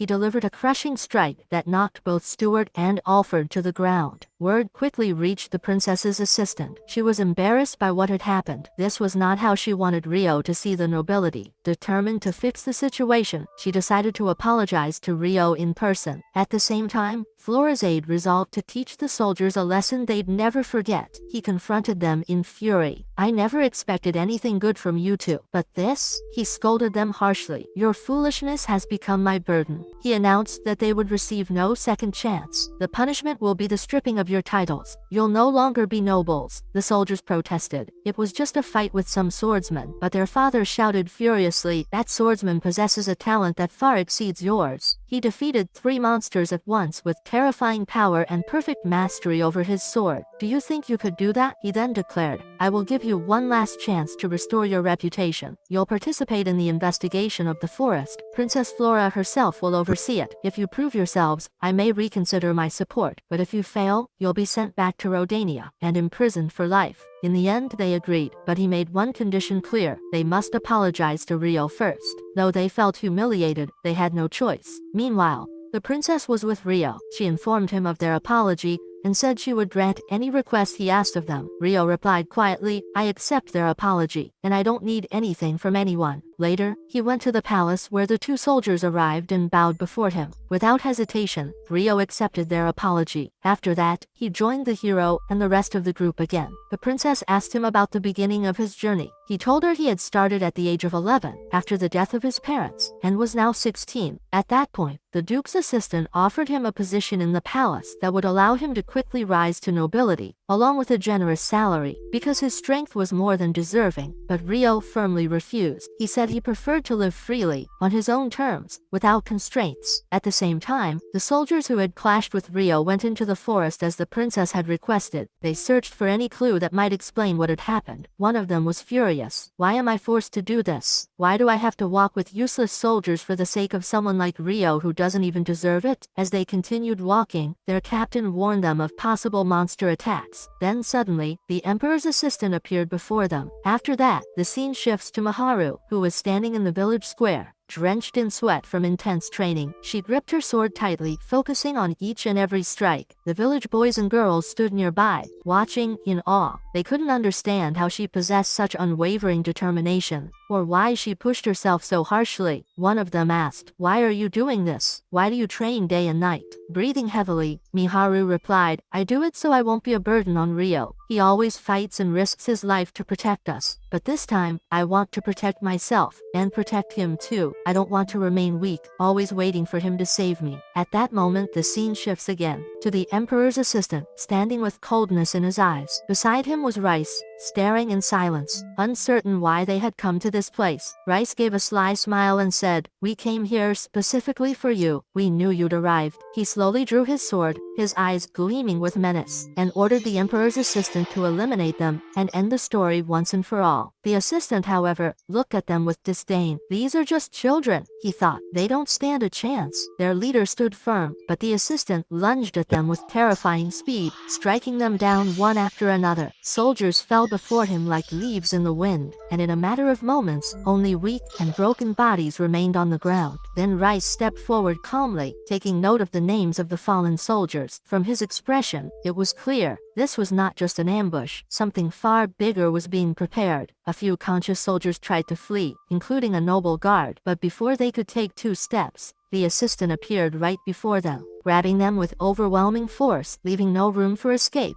At the same time, Rio was bidding farewell to Flora after meeting her, but she invited him to a tea party. He accepted. His presence seemed to have left a strange impact on Flora, enough for the hero, Sama, to notice. He said to her, ever since Rio appeared, your eyes haven't left him. You've changed. She tried to justify herself, saying she was merely trying to understand his talent for the good of the kingdom. Then we return to Rice, who suddenly wakes up to a horrifying nightmare. He realizes that the soldiers who were once with him had now turned into monsters. He watches in terror as one of his comrades transforms into a beast right before before his eyes. One of them says, "We've turned all your soldier friends, and you'll be next. But this time, you won't be like those ghosts. You'll be something different." They implant a strange jewel into his body, causing him unbearable pain as he begins to transform into a hideous, terrifying creature. Meanwhile, the Duke notices that the group of soldiers he had sent hasn't returned, and there's been no news from them. Worry begins to creep into his heart. He decides to wait one more day, and if they don't come back, he'll search for them himself. "I was right," he mutters. "We need someone more talented to help us." At the same time, Flora was lost in thought, trying to piece together her feelings about Rio. She was confused by how strangely she'd been acting toward him. Then the Duke arrived and informed her of what had happened. He apologized, saying, "My soldiers were lost because of this mission." But the princess admitted her mistake. "I should have sent my own guards, not yours. They may already be dead." She suggested sending a stronger group this time. The Duke proposed, "We should have Rio accompany them. He might be the key to victory, and to eliminating the monsters for good." The princess agreed to the idea. Back with Rice, he was now standing among monsters. His assistant informed him that the noble soldier's transformation was complete, and they would begin their movement by dawn. This new creature was far more powerful than the rest, highly skilled in combat, and would be a deadly weapon in the upcoming battle. Elsewhere, Aisha woke Rio and informed him of a terrible threat. Monsters had started to appear and had sensed their presence, but hadn't yet pinpointed their location. Meanwhile, the monsters were drawing closer, and the soldiers quickly blew the alarm horns to keep people inside their homes. Celia woke to the sound of the loud sirens and ran toward Rio, her heart filled with worry. She asked what was happening, and Rio calmly responded, "Our priority is to gather information about the attacking monsters." Celia insisted on fighting. She told him she could use magic well. He agreed, and went to assess the situation himself. There, he discovered that the monsters had breached the city's gates and broken through the surrounding defenses. Despite everything, Rio still believed there was hope. But suddenly, Aisha returned and warned him. Another group of monsters was entering the city from a different direction. This meant the city was now surrounded. The citizens began fleeing east, but that created a new problem. The monsters had already infiltrated from that very side. At that moment, the soldiers prepared to launch a full-force attack. But the monster's strength was overwhelming. They destroyed the palace's main gates and burst inside. Even the maids began defending themselves. It was chaos, until Rio intervened. He charged a monster head-on, taking it down. Then another group. He defeated them as well. Everyone watched in awe. At the same time, the princess was directing the remaining soldiers, trying to hold the lines. One of the female guards informed her, "Thanks to Rio, we've regained control over much of the battle." Relieved, the princess felt a bit more at ease. But far away from all this, Rice and the Emperor's assistant were hiding in a distant location, watching everything unfold with twisted joy. They had succeeded in unleashing the monsters deep into the kingdom. Meanwhile, Rio continued fighting with unmatched skill. Even the soldiers couldn't take their eyes off him. His power stunned everyone. But in the middle of the battle, he noticed something strange. A group of monsters was standing still, not participating in the fight. He quickly realized they weren't real monsters. They were kingdom soldiers, transformed by Rice's dark abilities. As he focused on their faces, he said to himself, "I remember fighting these men before. Back then, I could take them down in seconds. If one of them manages to sneak into the city now, they could cause chaos. Their goal isn't just to fight, it's something else entirely." But instead of wasting time on them, Rio decided to move to another area to keep fighting and stop the monsters from advancing further. At that moment, the soldier monsters began releasing strange and terrifying screams. The guards stood frozen, unable to understand what was happening. Suddenly, Rice turned to the noble soldier and said, "It's your turn now. Go and attack them yourself. We're counting on you entirely." Suddenly, the monsters surged forward like a raging storm and tore through the soldiers mercilessly. The catastrophe worsened when a massive monster appeared, shaking the earth with each step it took.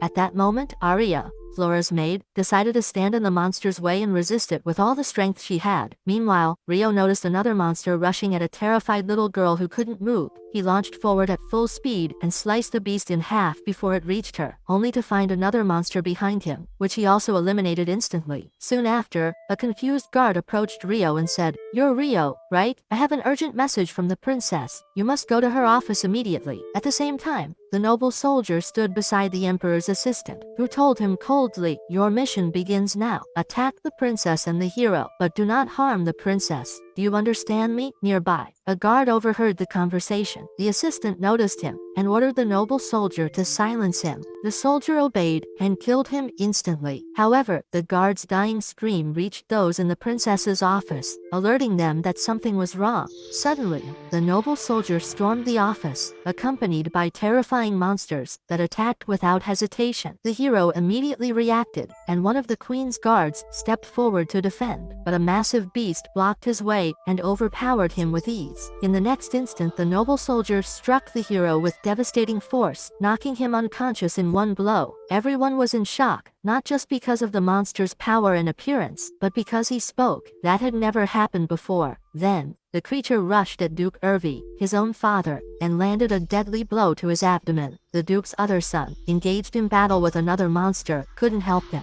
The beast continued its assault, then grabbed the Duke and hurled him toward his frozen son. With all the enemy monsters occupied in battle, the princess saw a chance to escape. She ran swiftly, but as soon as she exited the office, she was shocked to find the emperor's assistant standing there waiting. He grabbed her and left the building. Meanwhile, Rio stood next to the other princess, who thanked him for saving her. But Aishia interrupted, saying there were still monsters inside the building. The princess couldn't believe it. She said the building was protected by elite soldiers, and no such reports had reached her. But Rio and Aishia insisted, so the princess took their advice and ordered the soldiers to search the entire place. At that moment, Rice spoke with the emperor's assistant, telling him to escape with the princess to avoid being caught in a pointless battle. It became clear that the real objective from the beginning had been to kidnap the princess. Elsewhere, Flora's assistant was fighting the monsters with all the magical techniques she knew, but she quickly realized her attacks had no effect. She was on the verge of collapse. Suddenly, the hero awoke, his eyes filled with fury, and lunged at the monsters with a strength no one expected. He eliminated them one after another, then launched a water elemental assault on the noble soldier, destroying everything around him. The disaster was that Rio and Flora were on the lower floor of the same building. When they saw the massive explosion, they realized it came from the very room where the hero and Flora had been. Yet to everyone's shock, the noble soldier survived the hero's attack. As he moved to pursue the monsters, Rice suddenly struck him from behind with a powerful blow that knocked him out. Then, Rice looked at the soldier and ordered him to head into battle with the remaining enemies. As he left, Rice drew a magical circle on the ground, summoning wave after wave of terrifying monsters that began attacking the citizens. A group of soldiers quickly surrounded them, and a fierce battle erupted in the streets. On the other side, Rio stood in the heart of the battlefield, swiftly decapitating monsters at incredible speed. But then his eyes fell on a scene that froze him in place. Flora had been captured. She was being held tightly by one of the enemies, screaming in pain and fear. Calling out to the hero and the others for help, the enemy raised his weapon, threatening to cut off her leg if anyone moved. Rio focused on the enemy's face and voice. When he pieced the details together, he was shocked. It was the same man who had hunted Dima, the same man who had killed his mother. His heart burned with vengeance. But Aishia came to him and said, "You must go after the kidnapper. I'll handle the monsters."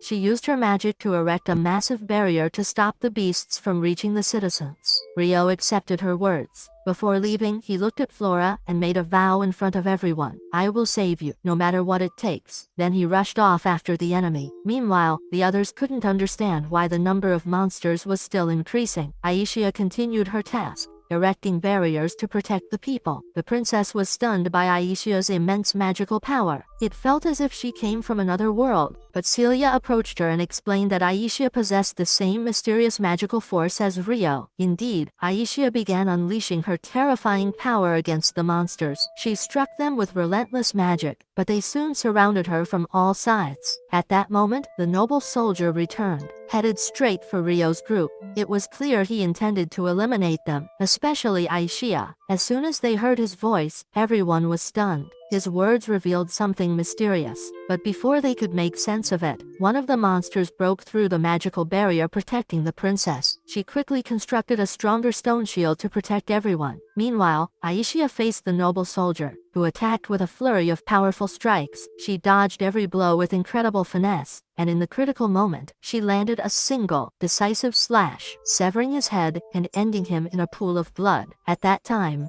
Rio was flying through the sky using his magical powers, having successfully tracked the killer's trace. He arrived at the killer's location and found him standing there with Flora. The killer was utterly shocked. No one had ever managed to follow him so precisely before. Meanwhile, Miharu was experiencing a strange dream. She saw a man standing before her, holding his sword and radiating a terrifying rage. She also saw Ryo's mother lying in a pool of blood, with a small child who resembled Ryo standing beside her. Over her lifeless body stood the killer himself. Then Ryo appeared in the dream, drew his sword, and sliced off the killer's head. Miharu woke up shaken, feeling that this was not just a random nightmare. It was deeply connected to what was actually happening. Back to Ryo, standing before the Emperor's assistant, who was none other than his mother's killer. Ryo asked him to identify himself before drawing his sword, as if ready to kill Flora. But Ryo's cold, indifferent gaze made it clear. He didn't come to protect Flora. He came for one reason only: revenge. The killer understood this, uncovered his face, and asked if Ryo had been searching for him all this time. Ryo replied sharply, "Yes, you are my true target since the beginning of my journey." The killer attacked with all his strength, but Ryo easily blocked the blows without flinching. Shocked by Ryo's strength and speed, the killer drew a massive sword. But even then, Ryo handled it just as effortlessly. It became clear that Ryo didn't want Flora involved in the fight. His focus was solely on the man who destroyed his family. Elsewhere, Ryo's group was still battling the monsters. But Celia noticed something strange. All the monsters seemed to target her specifically, as if someone had marked her out. Back with Ryo, he asked the killer why he bore such hatred. The killer said he would tell him everything if he made sure the princess stayed out of the fight. Ryo agreed, and the killer began his confession. 10 years ago, I was your father's friend, but I betrayed and killed him. When I tried to kill you, your mother intervened, so I killed her too. Dumped her body in the trash after forcing her to drink something that weakened her completely. When I was about to kill you, she begged me to spare you, and I did. I was sure that one day you'd come back to avenge them. And here you are. Though I must say, your hair color has changed. A wave of sorrow and bitterness struck Ryo, as he remembered his painful past. Yet he did not break down. He had endured too much to fall now. At that moment, Flora realized that Ryo was the same boy from the academy. Despite his appearance having changed, she was shocked, but deep down, joyful to finally understand the truth. Suddenly, Ryo burst with fury and slashed off the killer's arm. The killer panicked and tried to flee, but Ryo chased him at incredible speed and struck him again. Still, the killer escaped once more. Enraged, Ryo cut down all the trees in the forest to gain visibility, eventually finding him again. He launched a blazing attack that overwhelmed the killer, who realized he was utterly outmatched. As the killer attempted to heal himself, Ryo burned his arm and destroyed one of his eyes. He stabbed him with his sword but didn't kill him. Instead, he left the sword inside him, unleashing flames that scorched him from within. In one final act of desperation, the killer tried to strike at Flora, but Ryo instantly protected her. That's when Rice appeared and took the killer away, saying to Ryo, "We'll come back for you, once we're ready to face your power." As they vanished, Ryo heard the killer call out Rice's name. Before disappearing, they left behind a massive dragon that unleashed a terrifying fire breath. Even Celia and Aishia from far away felt its power, but the killer knew Ryo would survive. And indeed, Ryo defeated the dragon with his full strength. After the battle, Flora ran to him and said, "I knew it, you're Ryo. I was sure from the beginning." But Ryo, cold and detached, replied, "Forget anyone named Ryo. Act as if you've never met him." His words deeply wounded Flora, who turned away heartbroken. Meanwhile, the princess thanked Aisha and Celia for everything they had done. She said that without their help, she would never have made it this far. They began treating the injured. It turned out that Duke Urfi was seriously wounded, so Celia used her healing magic to save him. When the Duke learned that Flora had been kidnapped, he became deeply worried. No one knew what had happened to her. Flora's maid blamed herself for encouraging her to run away, and the others tried to comfort her. Later, Ryo brought Flora back to her home and reassured her family. He told them the kidnapper had escaped, but also revealed something shocking, that he had known the man for a long time, and that the kidnapper was directly tied to his dark past. It was clear this was deeply painful for Ryo. Meanwhile, after many failed attempts to heal the killer, Rice said, "We have no choice but to use the stone." He plunged it into the killer's body and warned him, "If you ever see that boy again, don't even think about fighting him. He's far stronger than you." Ryo later met with Aishia and Celia, and told them everything that had happened. He explained that the kidnapper was the same man who killed his parents. Celia looked at him with sympathy, placed her hand on his shoulder, and promised, "I'll always be by your side, no matter what happens." Ryo then sat down with the Duke, who revealed another secret. The killer had once been a candidate to become the royal sword, but instead became the imperial sword. The reason he was never appointed in the kingdom was because of a disaster involving a noble family. Since that day, he held a deep hatred for the queen, and that's what led to Flora's kidnapping. The Duke added that someone else was helping the killer, but no one knew who. It was someone whose face was always covered. He hinted that it might be Rice. The Duke offered to give Rio anything he wanted as compensation: wealth, land, anything. But Rio simply replied, "I want nothing, except to attend the hero welcome ceremony." The Duke agreed, but Rio made another decision. He would leave the kingdom until the day of the ceremony. Afraid that his true identity might be revealed, Rio returned to the spirit village where Latina welcomed him with joy, her smile never fading. The whole village was thrilled to see him again. They began sharing stories of their achievements during his absence. But Rio had bigger news. He had found the location of their missing friends. They had been summoned as heroes to fulfill a prophecy, and they would appear at the upcoming ceremony. That's when everyone would be reunited again. But the question remains, will Rio succeed in returning Miharu and the others to their world? And will he continue his pursuit of the man who murdered his mother to the very end? We'll find out in Season 3. So if you enjoyed the video, don't forget to like and subscribe.